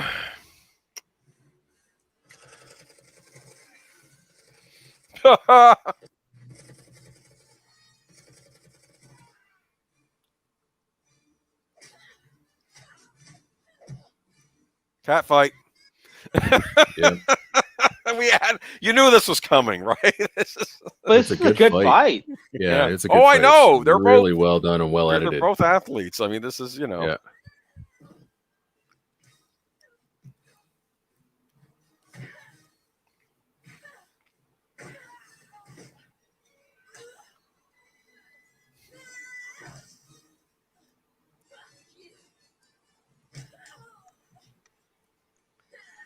ultra violence.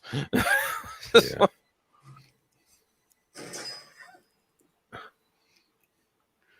She means business. That's a nasty knife she was pulling out there. Yeah. It's like an assassin's knife. I don't see how this gun has stayed tucked in her waistband all this entire time, but that's just me nitpicking.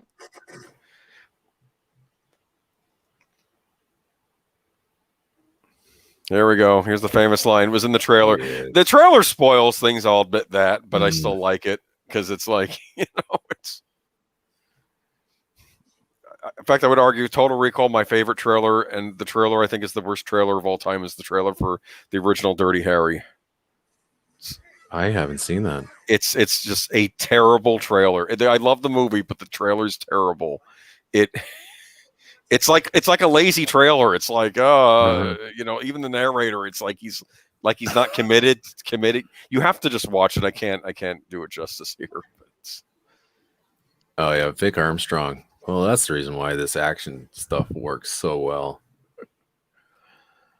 As a stunt coordinator. So the beat of sweat, this is what I remember reading was the guy from Recall should be showing no fear whatsoever. So when guns pointed to his head, it shouldn't matter because it's not quote unquote real life. Exactly. So the fact that he's sweating, he's showing fear, and so that gives him away completely. Yep. You're in the theater, you're wondering too, and you're no, I see the sweat. You know, it's like...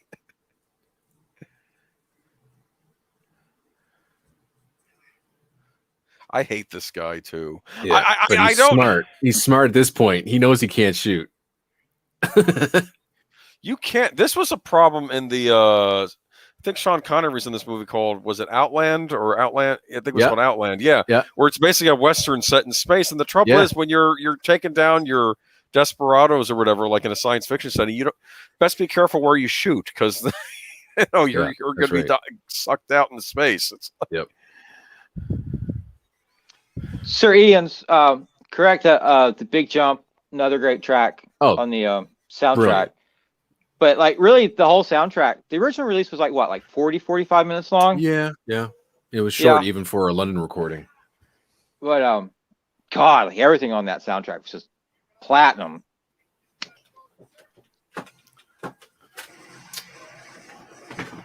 Of course, even the cabbie ends up being evil. It's like the comic the original character. Go ahead. The original is only 10 tracks long. It played really well though. But it was all out of order too. Like the hologram's the second track. Yeah. I'm surprised that they didn't put more out because there's no reuse fees for a London recording. So, but maybe it was because of LP as well. They couldn't put more out. Although it wasn't on LP, right? It wasn't on Total Recall. Was it on LP? There's the European pressing. Oh, okay. That happens I'll sometimes. say that those European pressings from that time frame, they're all 3 figures. It Really? don't matter what. It don't matter what film it is, because they were only put out in either Europe or South America. And if you want it, you're paying for it. Oh.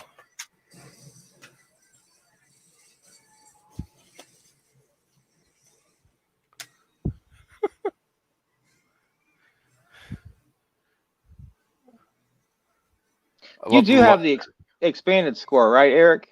Oh yeah, yeah. I have. Yeah, I had the Res version and then the quartet.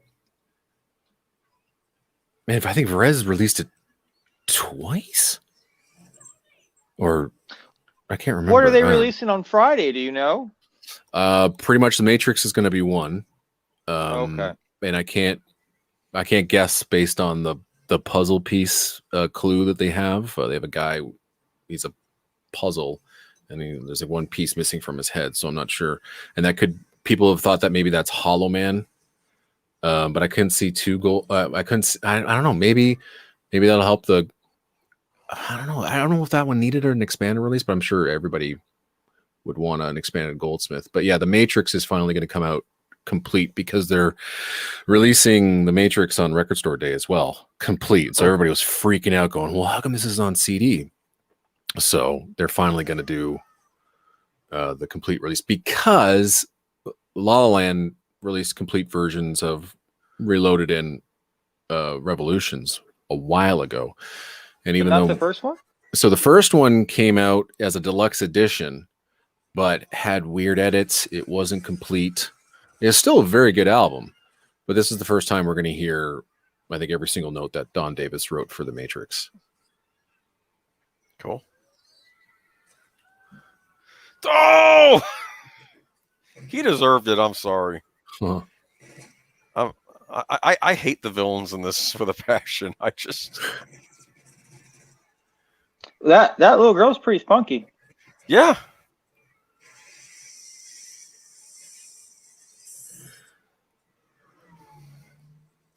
So you're saying there's another release of this score happening, or just happened? Yeah, so it was a reissue of their 2015 release, which was the whatever anniversary that was. So they released the complete score with some of the German sessions, and so everything Total Recall was on that album. But then for the what it was, the 30th anniversary, is that what it is? Mm-hmm. So yeah, they re-released it, large number, new art, and then but they also are releasing it on LP, the expanded version on LP for the first time. Okay, I'll look into And that. so it's Quartet Records. It's really good. It's a really well produced. Do album. I need the Quartet Records version? I would get it. I would. I mean, the Varese one plays just fine. But you get. I mean, it depends on how much you value liner notes and having everything. But I think that this is one of those scores where in complete form, it just plays brilliantly front to back. There's no dead music. There's no filler. But yeah, there's great alternate takes. You get all the source cues. You get some additional stuff. And then yeah, you get that interesting edit of the German recording of Clever Girl. So we've talked a lot about the score. What do you think of the sound design in this movie? I'm not sure there's anything really distinctive about it. It sounds like a traditional action score. I'm not sure there's anything here that would say like that sound screams Total Recall to me. Right. But I think everything's well mixed.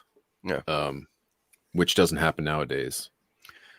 Because music just gets buried and doesn't seem to play the same role it used to. But Verhoeven got great mixes out of his films.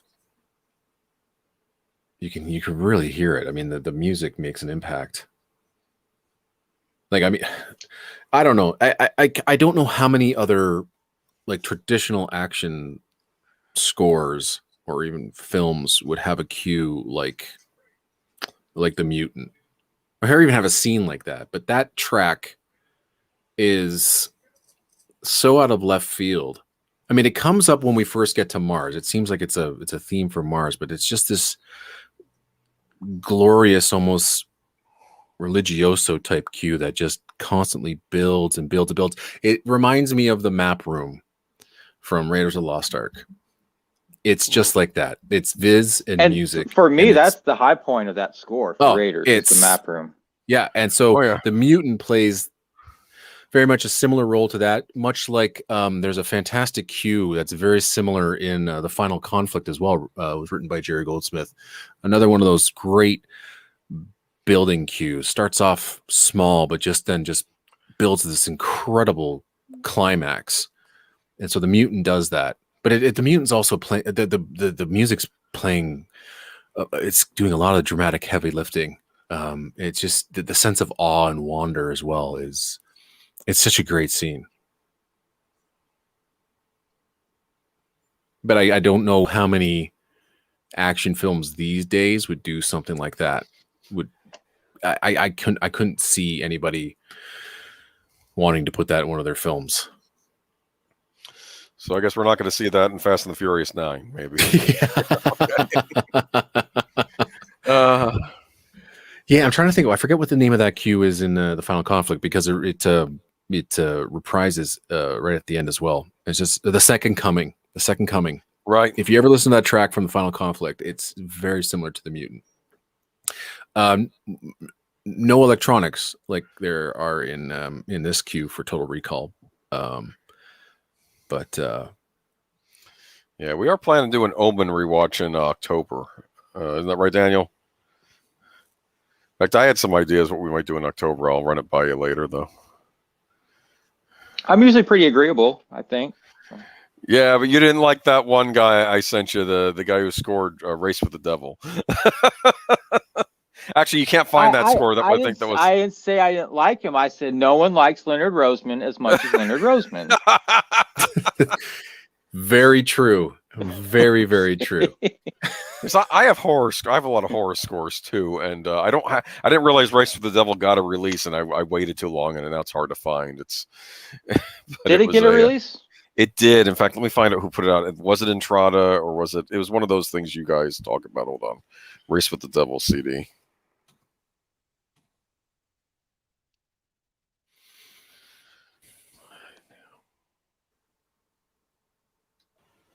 Yeah, it was Entrada. Yep. Oh.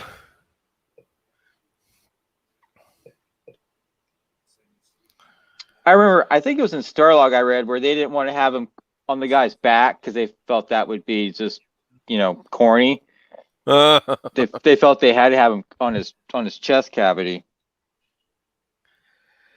I have to say, does the other guy go dormant when this guy comes out? Is that what I'm? Yeah. Okay. This is it. This cue rules.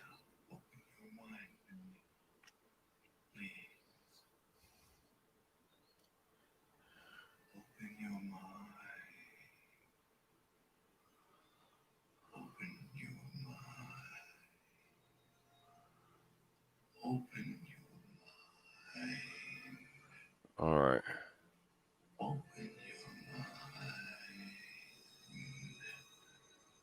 The swell electronics is just so.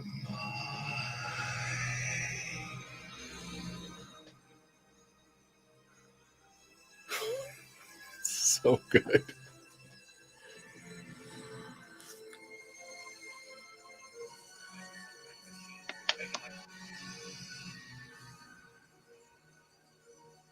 Look at this.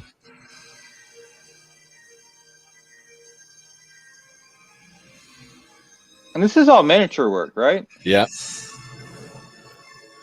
Imagine them putting this out in IMAX.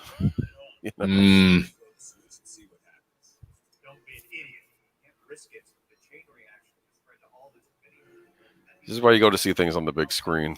It's because there's stuff like this.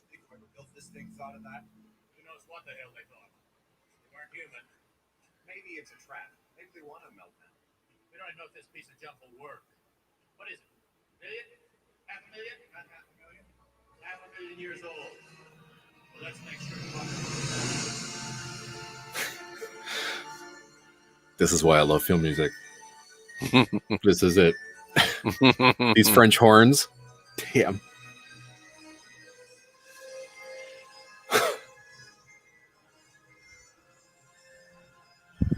Was this a track on the original score? Yeah. Okay. Yeah. All right. Yeah. I don't think they would have left that off. No. That's just that's money. I notice a tendency with original scores that they tend to leave some important tracks off of them when they get released first time. Like Young Sherlock Holmes didn't even have like the first Ramatap thing on it on the original score. Has the second one, but not the first one. It's tough to have everything on an original album when it is such an expensive thing to release. But then again, I mean, you know, guys like John Williams were aiming more for a listening experience and, you know, basically transforming the music into something that is enjoyable on its own. So that's why there was so much editing done to his scores and leaving off key cues. And that's why so many of us were so angry and why we wanted to expand releases. Now that we finally have everything, it's a wonderful time to be a soundtrack collector because everything is out. God, everything. Always is having an expanded score release this month. Yeah. What's having always? Really? Yeah. Always. You're gonna find that, I think, with Mattasino's relationship with John Williams, that we're gonna get everything with the exception of Star Wars and Indiana Jones. I mean, those might come out at some time, but it's up to Disney. But for every John Williams score that can be expanded, and I think it's up to about War of the Worlds. I think War of the Worlds hit that magic number where they could expand it, and before the rules were changed. Anything and everything before that time, no doubt that Mattasino's got his hands in there somehow. So yeah, you're gonna find some, like, I mean, stuff like Stanley and Iris and Always can get expanded. Then, you know, if you got the elements, you're gonna find God knows what, everything that he's written, and it's great. It's great. I'm glad that relationship is there.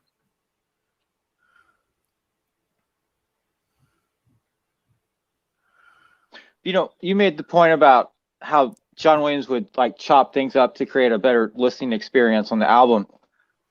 Big Al's doing a rewatch of Close Encounters maybe this week or next week, and I'm going for that next week. This week is going to be Battle Angel, which that's a score I consider getting. Maybe I need to pick that one up. But Close Encounters or Battle Angel? Battle Angel. Okay, but I listened to the Versera Band release of Close Encounters for years on tape, and I know every note on that tape. And then I sat down and watched the movie one day, and I'm just like, this is what I've been listening to all these years. This is because you didn't watch the movie first. You listened to the score first. Yeah, for years. But it has to be that original Versera Band release of Close Encounters. I got other versions of it, and I'm just like, I got the expanded score. I think that La La Land did. I'm just like, I want to go back to the one that I know from high school. You and I are going to get tape. It makes sense. Yeah. You and I are going to get into a fight next Saturday, Daniel. Okay. Okay. Close Encounters. Right. It's my favorite Spielberg movie, and it still brings tears to my eyes at the end. Okay. Well, the music brings tears to my eyes. I'm just that the way it is on that original soundtrack release from Versera Band, and I know it's not the original one because it was artist stuff. Right. But that to me is Close Encounters, and I can't separate it. I can't take the visuals and mesh them with my mind to the music. It just doesn't quite work. And that's John Williams editing those things for the listening experience. I mean, because I find that some of the edits are extremely jarring. And even though that was my first experience with the score on album was the Varese version. I could still hear some odd cuts that I know. It's funny. I never experienced it on the Star Wars album. I thought the Star Wars album was really well edited. Like all the breaks, all the hits, everything seemed to match. I mean, like, there's 4 different cues in the final battle, and it all worked. But with Close Encounters, there's some odd edits, but it still plays very, very well. Then I got the expanded, which came out, I think, from Arista.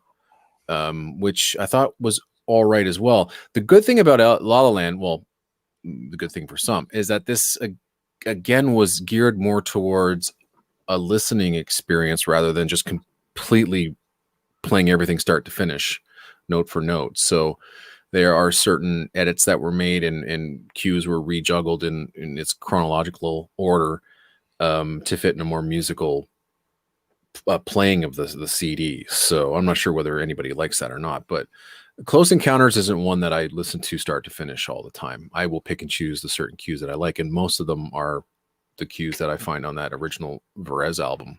So I mean, those are the highlights. But I mean, the score is brilliant. I mean, in context, it's ridiculous how good that is. And I mean, the last 30 minutes, I mean, unreal how John Williams just owns that movie at that point. So, but yeah, there's some that work and some that don't. Like Always is not something that I thought that I needed to hear every single note. I mean, I find even the original album to be kind of tough to get through.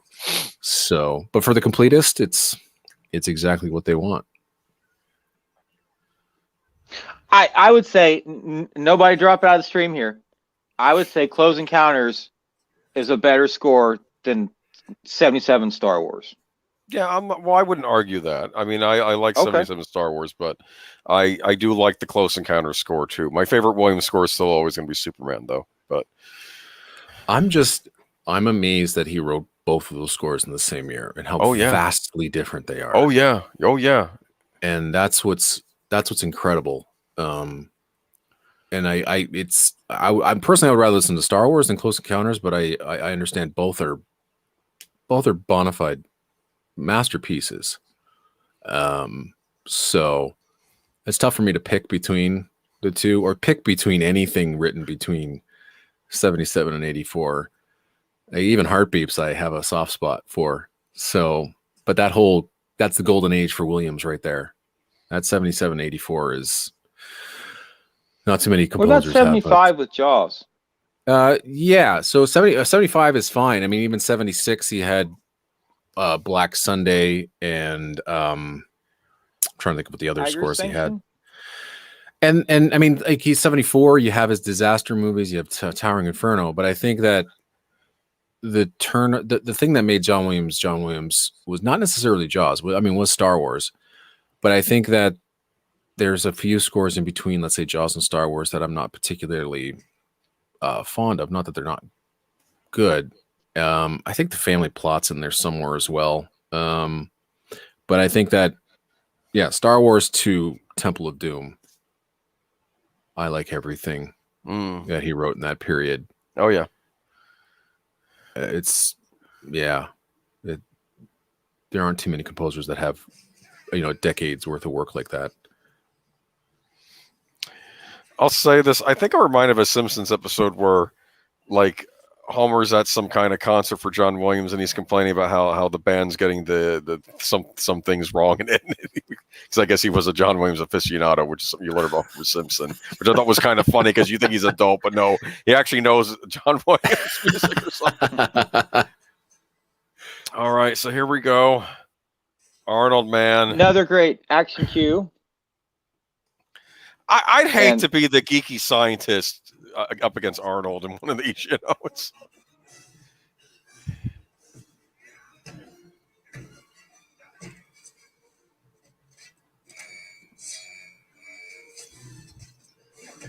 Yeah, I always wonder if the yellow lab coats was just to contrast with the blood.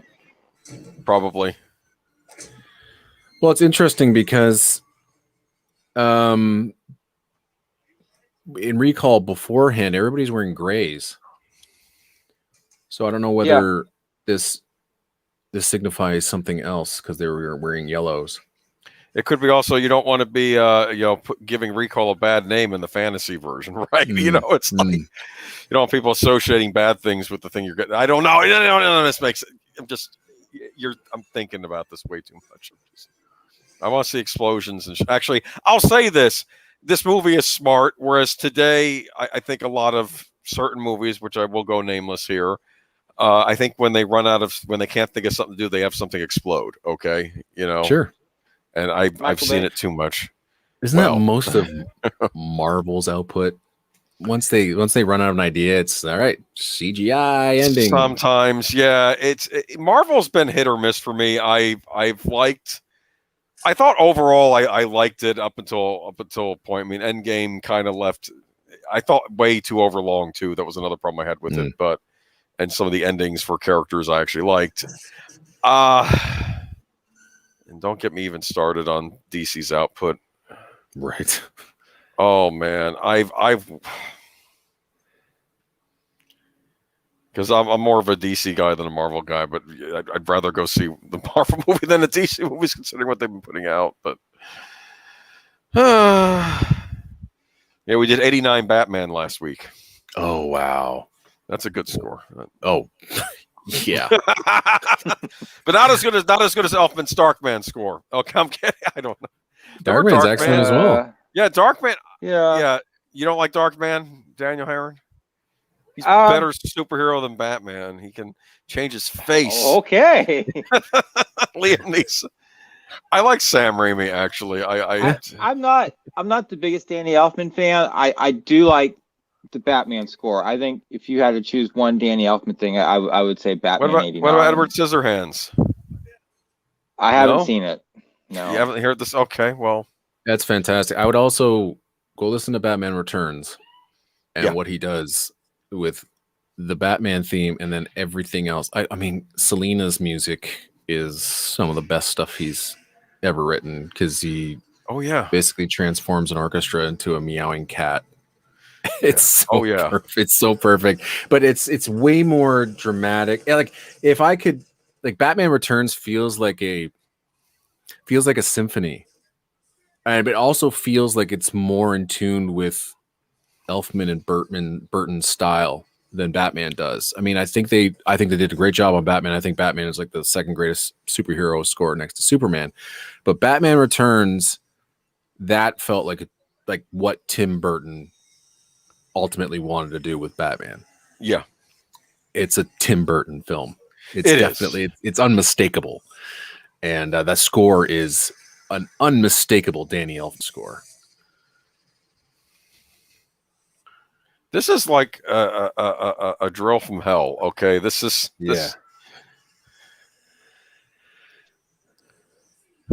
What's this guy's name? Benny? Is that his name? Benny the cab driver. Benny's name. I got 5 kids. Benny is one of the Benny ends up being one of the worst antagonists in this movie. Okay, it's like. Oh, that rock off the head. 4 kids. What happened to number 5? You got me. I ain't even married. Yeah, of course you're not. You're evil. You're evil like everyone else. That's the thing. You have characters in this that don't come off as evil, like the psychiatrist, and then, oh no, I've really been working for the other side all along. You know, but it's Arnold, and Arnold always wins. Okay, which is either part of the fantasy or it's part of the reality, because we've seen other Arnold movies, and it's like, you just send Arnold in there and he'll go up against the Predator and just take out the Predator after the Predator's taken out Carl Weathers and Jesse Ventura. Arnold's the only one standing. He's the only one standing, but he gets his butt kicked for most of that movie. And he does. And that's what's so great about that movie. Arnold's Arnold for half of it, and then he meets his match. Well, that's what always so interesting about the Predator. The Predator wants to be going up against elite soldiers. It's in there for the hunt. Okay, it's. Would you have liked Predator if Billy had been the one to defeat the Predator and Arnold had gotten killed towards the end? No. Who's Billy again? You just kind of wish you'd seen Billy fight it. He's the Indian guy.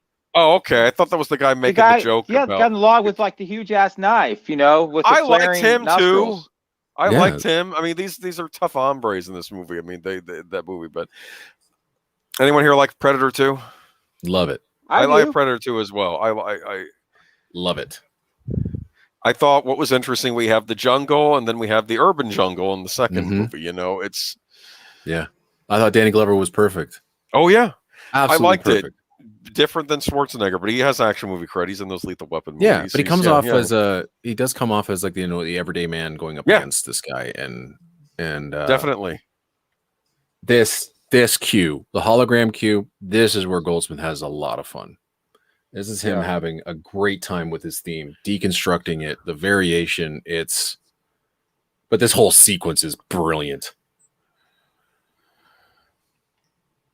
Like those snaps. Okay. Oh, and to contrast Sir Ian, I will confess I do like Congo. I know it's kind of a bad movie, but I still like it. I like Tim Curry being Tim Curry in that movie, giving one of his bad accents. You know, just it's. Oh.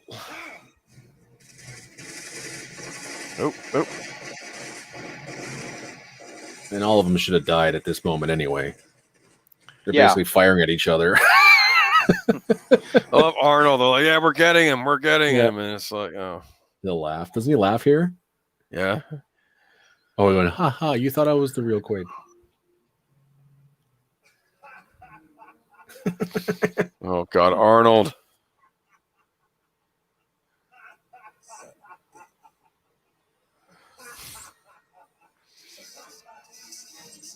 It's the hologram. One-handed too, right? Okay. Yeah, of course.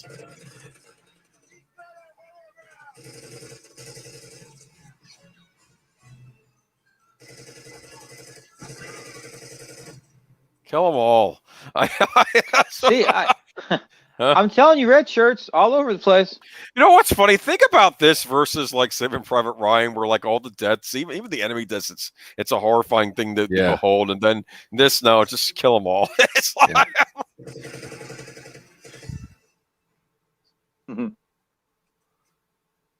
Did Paul Verhoeven ever do a war movie? The one with the space bugs. Oh, Starship Troopers. You know what? We can count it. I'm going to count it. Yeah. Yep. Okay.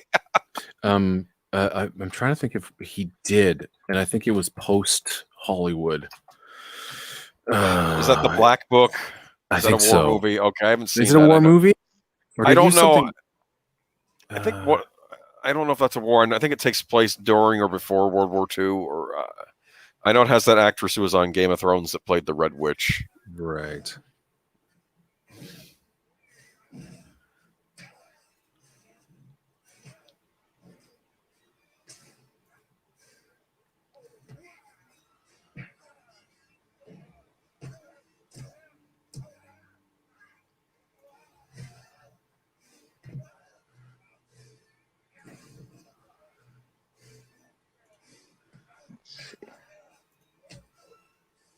Oof. God, this music Oh, here is we so go. good. I have to give Michael Ironside a hand for his performance. No, I'm sorry, no clapping. I'm just. You know what? It's funny. I'm watching when I remember being in the theater watching. I say, "How is Michael Ironside going to die?" That's how I was thinking when I was a kid, and I'm like, "Oh, that's how. That's pretty bad. That's pretty gnarly." It's a good See one. you at the party, Richter. Funny. Yep. I thought that was like the grossest part of the film. Really? Yeah. I was like, ooh. But everyone who's still in the chat, that's the link for like the Arnold soundtrack corner for Conan the Barbarian. It's it's hysterical. Yeah, they do one for Conan the Destroyer.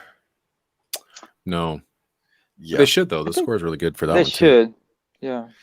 You may hear me grousing a little bit while we're watching that, and then we did a commentary for that one too. I was grousing a little bit, because I'm a big Conan fan. It's not a bad film, but it's not what you wanted. It's not what I wanted back then. That's it's not what I wanted. R-rated, and you could have kept doing lots of Conan movies. I mean, maybe in some ways we wouldn't have gotten these movies if Arnold had kept doing the Conan movies. So maybe we're better off. But I mean, I don't know. It's. I just wish there was the third one. I wish King Conan had been made. Like John Milius. Yeah, John Milius. He had written a script for it. Yep. John Milius. I wish said he got it. He was ready to go, and I think he got Schwarzenegger got elected governor of California. So I think that put a kibosh on it, and then it's done. Now I hear they're trying to bring it back now, and I'm like, they're always saying they're going to do it though. Oh, here we go. Dick Jones dies again. Okay. Paul Verhoeven was going to do a Crusade movie with Arnold Schwarzenegger. Oh, that would have And been it interesting. sounded like amazing. And it was like the last meeting before they got the money for it. And Paul Verhoeven just was being a little bitch that day. And he's like, no, I need 130. And they're like, we'll give you 110. It's like, no, I need 130. Like, well, we'll give you 110. And Arnold's like, shut up, just take it because we'll get more later. And he's like, no, I need 130. And they're like, well, forget you. Look at this.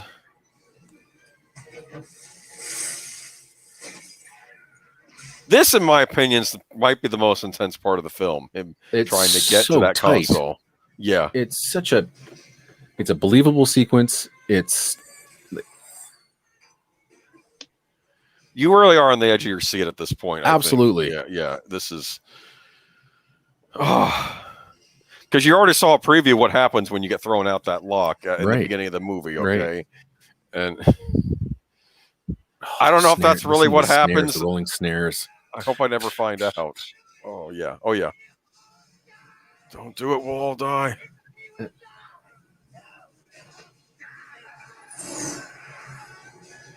Oh! You're done. You don't want to go on that surface without a helmet. Okay.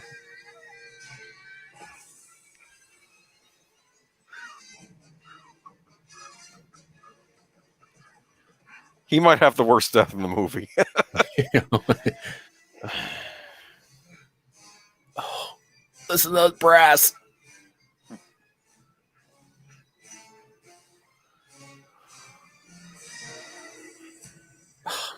Great movie, man. Great score. This is magic.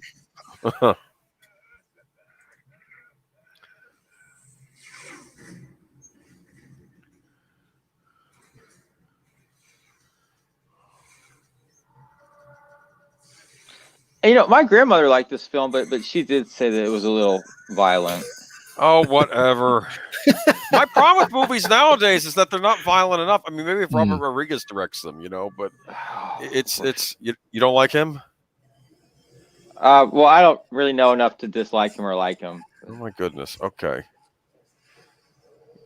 But for the record, my grandmother was pretty cool. She would sit and watch movies with me, whatever I wanted to watch. She would sit and watch. That is fantastic. Okay. I couldn't imagine my grandparents watch. Although, you know what, my grandfather used to. He had, 2 VCRs, and he used to rent me movies, and then he would tape them and then give them to me because he had one of those VHS decoders that could get past the copyright protection on VHS. So yeah, he was like, "Hey, you want Die Hard?" And I'm like, "Here's Die Hard," and he would go get me all these movies that I normally couldn't watch. And he'd give them to me anytime I saw him. But I never really watched films with my grandparents before. Oh yeah, no, neither did I really. For sure, both my grandfathers passed on before I was born, I think. And although my grandparents did listen to my show when it was on the radio, so they tuned in religiously for 10 cool years. Yeah. Cool. So my grandfather heard Beautiful Mind on the show, and when he found out it was Charlotte Church, that was the voice talent, he was a big fan of Charlotte Church. Oh yeah. He called me up. He goes, "Can I get a copy of that?" I loved that. And so yeah, I was able to contact the label and said, "Can you send a copy for my grandfather?" And he, got a copy of it. So, but yeah, they would listen all the time. So not so much, watching movies, but they'd listen to my soundtrack show every Saturday. Cool. Charlotte Church. I have one of her CDs. Gorgeous voice. Yeah. Gorgeous. I'm thinking with them bugging out like that, and what is it, just the air, and then they shrink back down and get back to normal? I don't know. That's a little over the top. That would hurt. It's a little over the top. Yeah. I don't know if I can buy that. I'm sorry. Yeah, your eyeballs. People like that. It's like, shut up. It's a movie. Let me enjoy it. It's like, I know the idea of someone dressing up in a bat suit fighting crime. It's a little outlandish. I don't care. Okay, so let me enjoy the movie. Okay. Plus, there have been weird things in the real world anyway that are unbelievable unless you find out that it's true. Okay, come on. I mean, there are people that can blow out their eyeballs and suck them back in. So I heard that happened to Raul Julia. Wasn't he rubbing his eye and the eye popped out when he was on a plane? He had to pop it back in while on the plane. Okay. I've never scratched my eyes again after. Okay, that, yeah, and the doctor said when he got back, we were able to save the eye. It's a good thing you popped that back in when you did. That's what they told him. you can't dislocate it. They can take it. Yeah, but there's people that can actually push them out, like okay, that's great. 3/4 of the way out and pull them back in. So Kill Bill rewatch, right? No, I'm kidding. You talk about some of the craziest deaths ever. No, she died when she plucked out the other eye. Yes. That is one heck of a way to go. Yeah. She took both of Diana's eyes. That's right. Yeah. You do see it briefly when she's fighting the Yakuza. She does take out one of their eyes, and like when it goes by her, you do see that she uses that move on one of them. It's interesting. It's just brutal to do it to a person with only one eye. You're no longer going to see. Of course, with Tarantino, it's more about the soundtrack than the score, right? Because he usually he goes, but I do like his choice of music for his. I think he's brilliant. Him and Scorsese. None better. So I haven't seen The Irishman yet. I heard mixed things on it. Okay. I would say it's good. It's nothing that I don't think you have to go see it right away or anything. But if you have the time, it's long. That's what I heard. It's long, and you have to suspend your, like seeing De Niro playing like a 20, 30-year-old it doesn't work. I think they should have just had other actors playing those parts. That's what they should have done, and then still have De Niro play the older version. That's fine. Yeah. But some of the digital effects to fix them and de-age them don't necessarily work. But I think it's just fascinating to see those actors, in the same scene and interacting once again. I mean, it's good. It's good. I don't think it's the best thing Scorsese has done, but I think if you go with it, it's a good movie. I don't think you'll be disappointed. Okay. Well, maybe it's on Netflix, right? Maybe I'll check it out. Yeah. That's it. Just check it out. It's not essential, but I mean, if you want to see those guys, in their wheelhouse, Scorsese movie, then that's definitely something you should go see. Doing them one last time. Because I loved Wolf of Wall Street when that came out. I mean, I was surprised at just how much I enjoyed that movie. But here we go. What's the final line? I missed it. Wake up, kiss me before you wake up. You better kiss before you wake up. That's right. Yes. And here we'll have credits that don't last for 10 hours. I'm sorry. It's true. Yeah, I saw the remake though. I wanted to give it a chance because it had good casting, but no, it doesn't hold a candle. I'm sorry. It wasn't bad. I'm not saying it's a bad film, but it's not as much. I don't know. Never mind. Philip K. Dick though, very interesting author. I knew someone who knew him back in the day, or no, I knew someone who knew people who knew him back in the day, and they used to say that if Philip K. Dick was around, hide the drugs, I guess, because I guess he would take them all. I don't know. But fascinating writer, though. Absolutely. I told you I listened to an audiobook of Scanner Darkly, and Paul Giamatti did the reading of it, and it was funny. Wow. It was wonderful to listen to. And I knew that Richard Linklater was doing a movie version of that, and I kept thinking the novel itself sounded like a Richard Linklater movie, the way the dialogue worked. And it's interesting that he did the film adaptation. All right. So, any last thoughts on the score? 53. Who? Philip K. Dick. Wow. Yeah, that's young. Complications from a stroke. Yeah, I think he got to see some of the pre-production for Blade Runner, but that was about it. He did. He was very pleased with it. But he never saw the finished product. I have the score to Blade Runner. I do have that. In fact, I have 2 scores to Blade Runner. Warner Brothers put out an orchestra score for Blade Runner. Yeah. where it's all the Blade Runner music and it's done by an orchestra, which is just bizarre to listen to. And then I have the Vangelis score, So 3-disc set they did. I don't think it. When I read it, I thought there's no way that this would work. So a record label called Buy Soundtracks Records re-recorded it, and I'm like, how do you re-record a Vangelis score? It's impossible. You can't. And it turns out that is my favorite version of Blade Runner, the re-recorded version, mainly because there's no dialogue on the album. But, but it's faithful. I listened to it. I'm like, there's nothing out of place here. It's different. I mean, if you're expecting the exact same sounds, some of them have to change a bit, but it's brilliant. It really is brilliant, and I would check it out if you can. It sounds like that's different than the orchestra one I have. It is, okay, yeah. The orchestra one is more of it's like variations on themes, and it's not really the same thing. This is a true re-recording done to make it sound exactly like the original recording, because there is no complete release of it without the stupid dialogue on it. Yeah, because the release I got, it's a 3 CD set. Yeah. And the first CD I think must be like the original score, which has all the Harrison Ford dialogue, Yeah.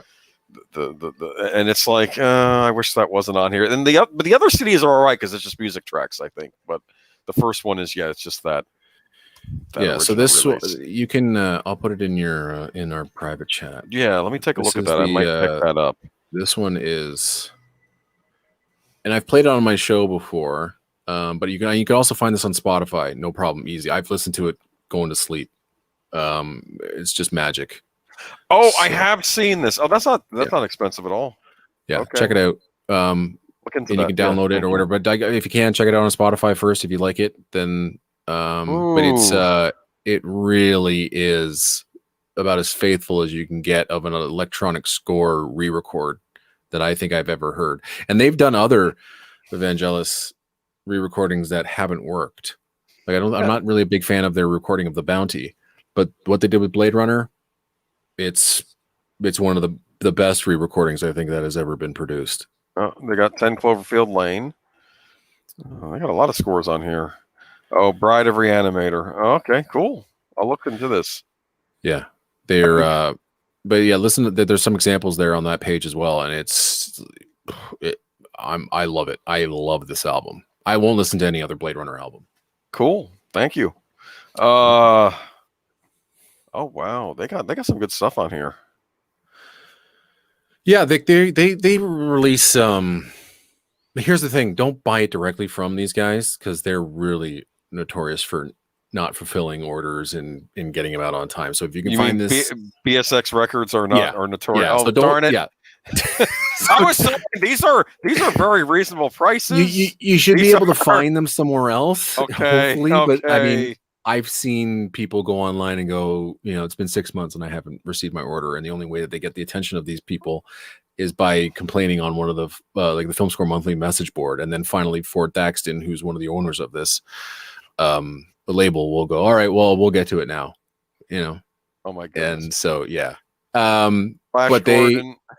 they've released a whole pile of interesting, like, and then by the way, some of the like the singles that you'll see are like really cheap recordings of things that you already know, but other times they release great albums, like Atomic Journey or Battle Beyond the Stars, or they got a big Beastmaster 2 by Robert Folk is one of my favorite adventure scores. Oh, I have of all time. I have the Battle Beyond the Stars soundtrack already. It was the one released a few years ago. Yeah, there's was GMP?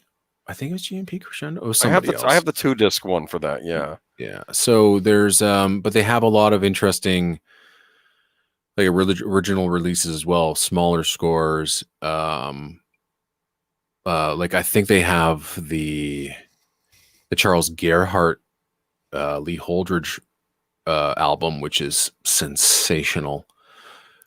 And I think they did They did Godzilla, David Arnold's score. So yeah, check out their library, but just I wouldn't necessarily Maybe find a different retailer, see if somebody else is yeah, selling it. yeah. Okay. I would go somewhere else. But they were like they do a lot of Richard Band releases, Mark Snow releases. I'm trying to think of who else. They have certain relationship with certain composers. So, and they have a gem once in a while. And like I said, this Blade Runner one is amazing. I did see it years ago, and I'm like, well, I already bought the 3-disc one, but if it's as good as you say, I think I'll pick it up because it looks like it does what my 3-disc didn't do. Because like the other discs in the set are good. It's just that main disc, I can't. In fact, I don't even mind if like they have like interludes between tracks where they have dialogue and then they go to the music. That's fine. I don't like it when it's overlaid on top of the music. It's like I just want to hear the music. But oh my word, the Blu-ray or the DVD has audio commentary with Arnold Schwarzenegger and director Paul Verhoeven. The commentary on the Conan the Barbarian DVD. Funny. Oh man, it's like the Simpsons McBain character. It's like it's but he just tells you the obvious, right? Oh, here I am. I'm swinging a sword. That's right. I kill this guy now, and but there's no insight, right? It's no, you like, have to have the director there with him trying to give insight. And Arnold's he's like, what is the kid wearing lipstick? And he's like, he's not wearing lips. He says lips are just red. That's what he's saying. It's like, there's no insight from Schwarzenegger, but it's hilarious. Yep. Okay, I should maybe try listening to a Stallone commentary to see if there's a contrast. Oh man, I think he would have something more to say. I think he's like a genuine filmmaker. No, he actually is. In fact, I got the Nighthawks Blu-ray. I don't think that comes with an audio commentary though on it, but I was a big fan of Nighthawks. Him and Billy D. Williams and what's his name as the villain? Oh, guy from Blade Runner, not Harrison Ford, the villain. Never mind. Hauer. Rutger Hauer, yeah, he's the villain in Nighthawks. Anyway, that has a score by Keith. Good night, Sir Ian, or good morning. Sun's coming up for you. Thank you always for staying. You're beast war for you to stay up this late. In fact, thank you very much. One of my most valued soundtrack collections I have is a Keith Emerson soundtrack collection because it's, Keith Emerson from Emerson, Lake and Palmer. Yeah. And it comes 3 CDs. One is Italian movies, like Italian horror movies. Another CD is Japanese, and the other CD is American. And they have like the flags on each of them, And it's, wow! Like he did stuff for one of the Godzilla movies. He did stuff for like an anime called Harmageddon, and then like he did like the Italian horror movies. He did a few of those, and then he did stuff like Nighthawks, and I forgot what the other stuff was on the American release. I mean, if you like electronic, I don't know if you may not be a fan of his electronic scores, but it's a neat set if you can find it. I recommend it. It's called Keith Emerson at the Movies. Yeah, I'm gonna check it out. Cool. All right. Yeah, that was fun. It's been a while since I've seen Total Recall. I wanted to show it to my son, but just haven't had a chance to show it to him. But it was always an entertaining movie. And there's always things I forget that, oh yeah, right, there's this scene, there's this scene, there's this scene. It's all really good. How old is your son, if you don't mind my asking? He's turning 15 in 2 weeks. Okay, so yeah, he's of the age, because I'm wondering what the teenagers today would think of these violent action movies from the 80s. God. Like, he has access to Netflix, and it's I think he's like one of his favorite things is called Money Heist. So he likes, so he likes, I think it's called Money Heist. I think it's like this Italian or Spanish. So I want to show him stuff like Heat and The Score and Ocean's 11 because he likes those type of movies. He likes heist movies. But then I thought, Total Recall might be something that he would enjoy because we watched the Die Hard movies. Had a blast watching those ones. Just 1 to 3. We saw Alien. 3 though, right? Yeah. Oh man, that last one they did was terrible. You don't like? Oh well, like A Good Day to Die Hard is brutal. That's the one that was where he was in Russia in that one. Oh no! Even the one prior, I was trying to cut it some slack. The one with Mary Elizabeth Winstead, and then no. 3 was 3. Leave it at 3. They made him into a character. They made him into a caricature of his character. Yeah, he became a superhero, which was no. So yeah, so we've been watching things like, we did a back to back of Alien and Aliens, and he really loved those, and so I have to show him Alien 3 at some point. But yeah, he's not a big fan of movies. Like he has a tough time sitting through and watching them. He's not very interested in that. But then he'll come to me and goes, and he's not a big Star Wars fan either. But he's like, The Mandalorian. Can we watch The Mandalorian together? And I'm like, okay, because I watched it on my own, not thinking that he would like it. Like he's gone and seen all the Star Wars movies when he was a really, really young kid. He loved like Phantom Menace, and he had all the lightsabers and stuff. But as he grew older, he kind of grew out of that stuff. Okay. But he loved, Force Awakens. Didn't really like the other two, but Right. He never was really a fan. But then he like, can we watch The Mandalorian? Like, okay, and he's loving it. Okay. Loving it, and that's great. So I'm trying to see if I can figure out what he might. I haven't seen The Mandalorian, but does it have like a Western or like samurai movie vibe to it? I'm thinking because like they said, Lone Wolf and Cub was an influence in it on, I think, which very much so. Okay, yeah, and it's like a man with no name going to different places and experiencing a different adventure. Although there is a streamlined story there. It's the Westerns, in the Star Wars universe. I think you would like spaghetti Westerns or even some of the later Eastwood stuff. Like you'll find all of the influences. Yeah. Like what I forgot, like one particular episode was definitely based on, it was the first episode of season 2. It was like, apparently like people are saying this is based on a single, Western. I don't know which one it was, but it was like, obviously all the influences are there. Gotcha. So yeah, they definitely wanted the Western vibe is there. It's in the Western vibes of the music. It's like gunslinger Star Wars. Cool. Yeah. But I do need to check it out. It's really good. And then when you check out the behind the scenes, like if you have Disney Plus, watch all the making of, because they got the technology stuff on there. The technology they're using on this is out of this world. Cool. It's so advanced. It's so good. Nothing seems out of place in this. It's a really well-made Star Wars, and the fans love it too. There's fan service, a lot of fan service as well, but it's a solid Star Wars. It's what the last 3 movies should have been, honestly. Yeah, I've heard everyone I've heard to talk to who's watched it has liked it. So yeah, I do need to check it out one of these days. I feel like I have every streaming service available to me except for Disney Plus, but I have like Hulu and the wonderful Paramount Plus. Did you?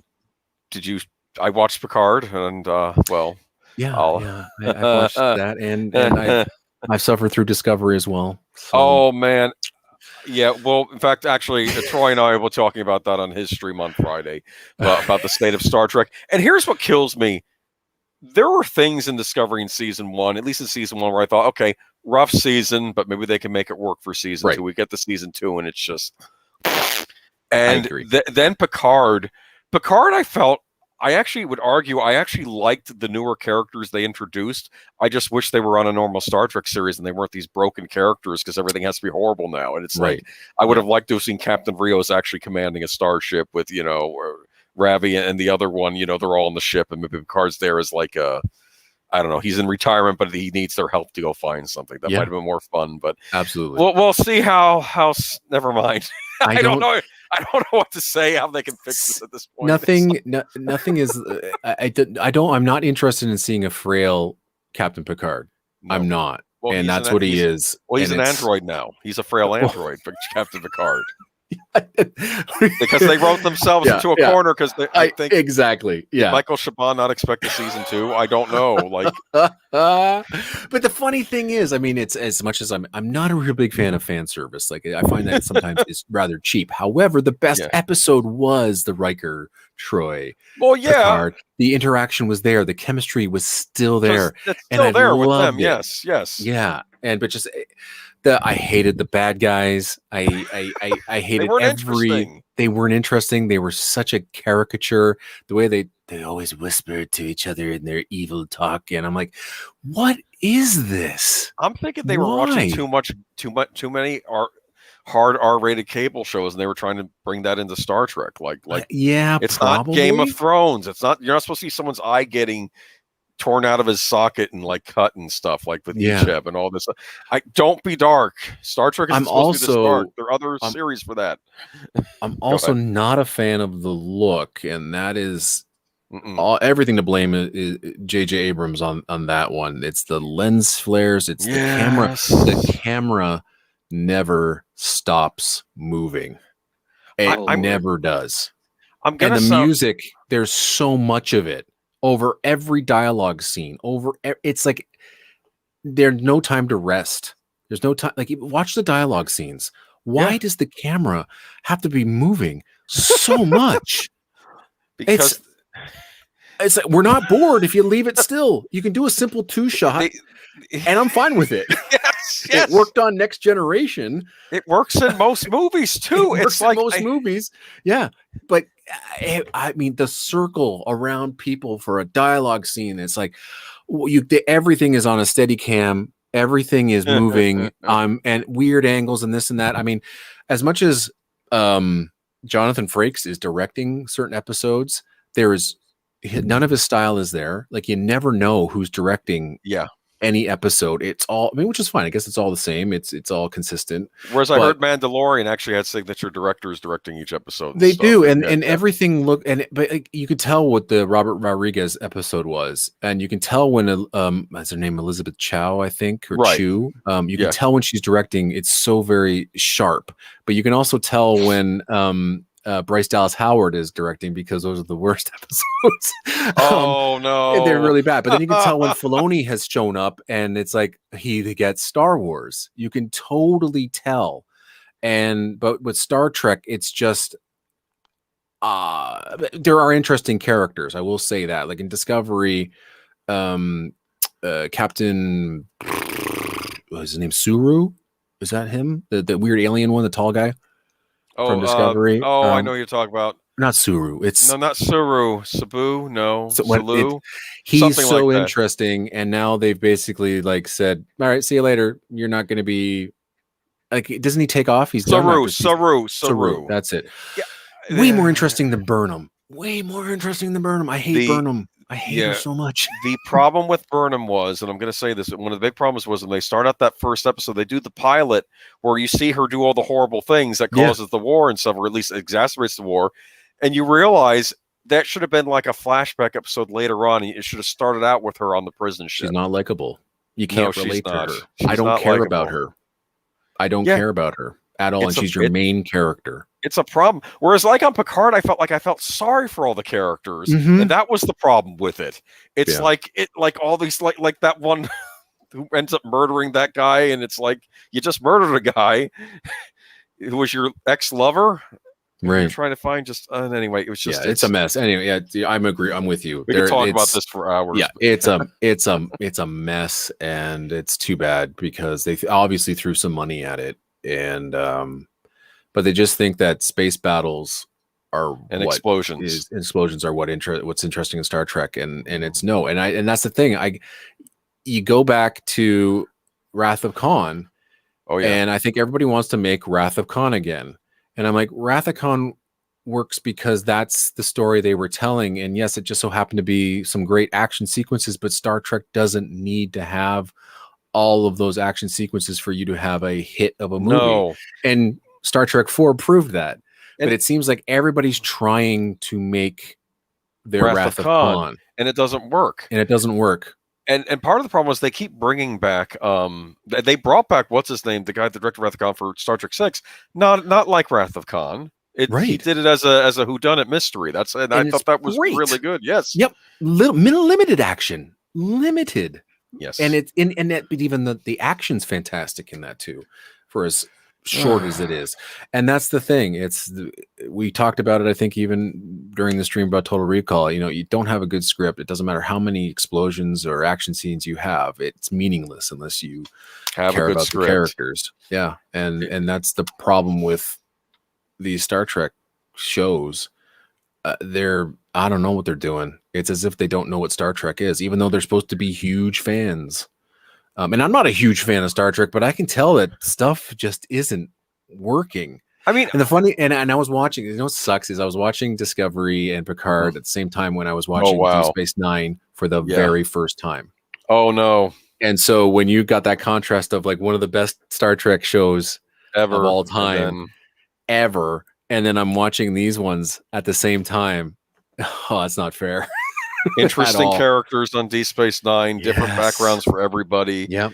And it just worked, and it's I don't know. Yeah. Anyway, we'll have you on for the Star Trek Generations rewatch. I'm kidding. Okay, no, I'm kidding. No, I'm kidding because Star Trek. Did you like Star Trek Generations? There's portions of it I like, but it's also I'll the say dumbest- this: the it's dumbest probably movie ever. it's probably still better than a lot of what I've seen in recent Trek. That's the sad Oh thing. yeah. Anyway. Oh, totally. Yes. I watched Generations a million times over before doing any new Trek.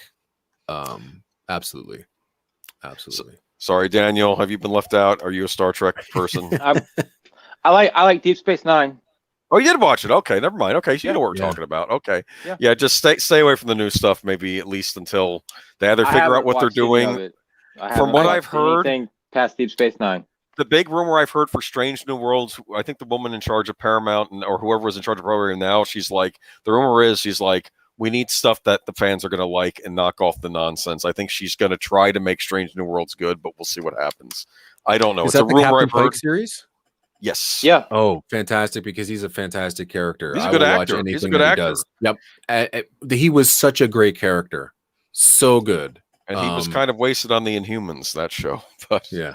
So I'm actually, and that's the thing. I'm looking forward to that Star Trek series, and I hope they do it right. yeah, They and we seem could- to have a pretty solid cast that gelled, even in that last episode of what was that, season 2 with Discovery. yeah. I thought he was fantastic, and I thought everybody on that bridge was great, and Yeah. of the Enterprise. And I'm like, okay, let's do that instead.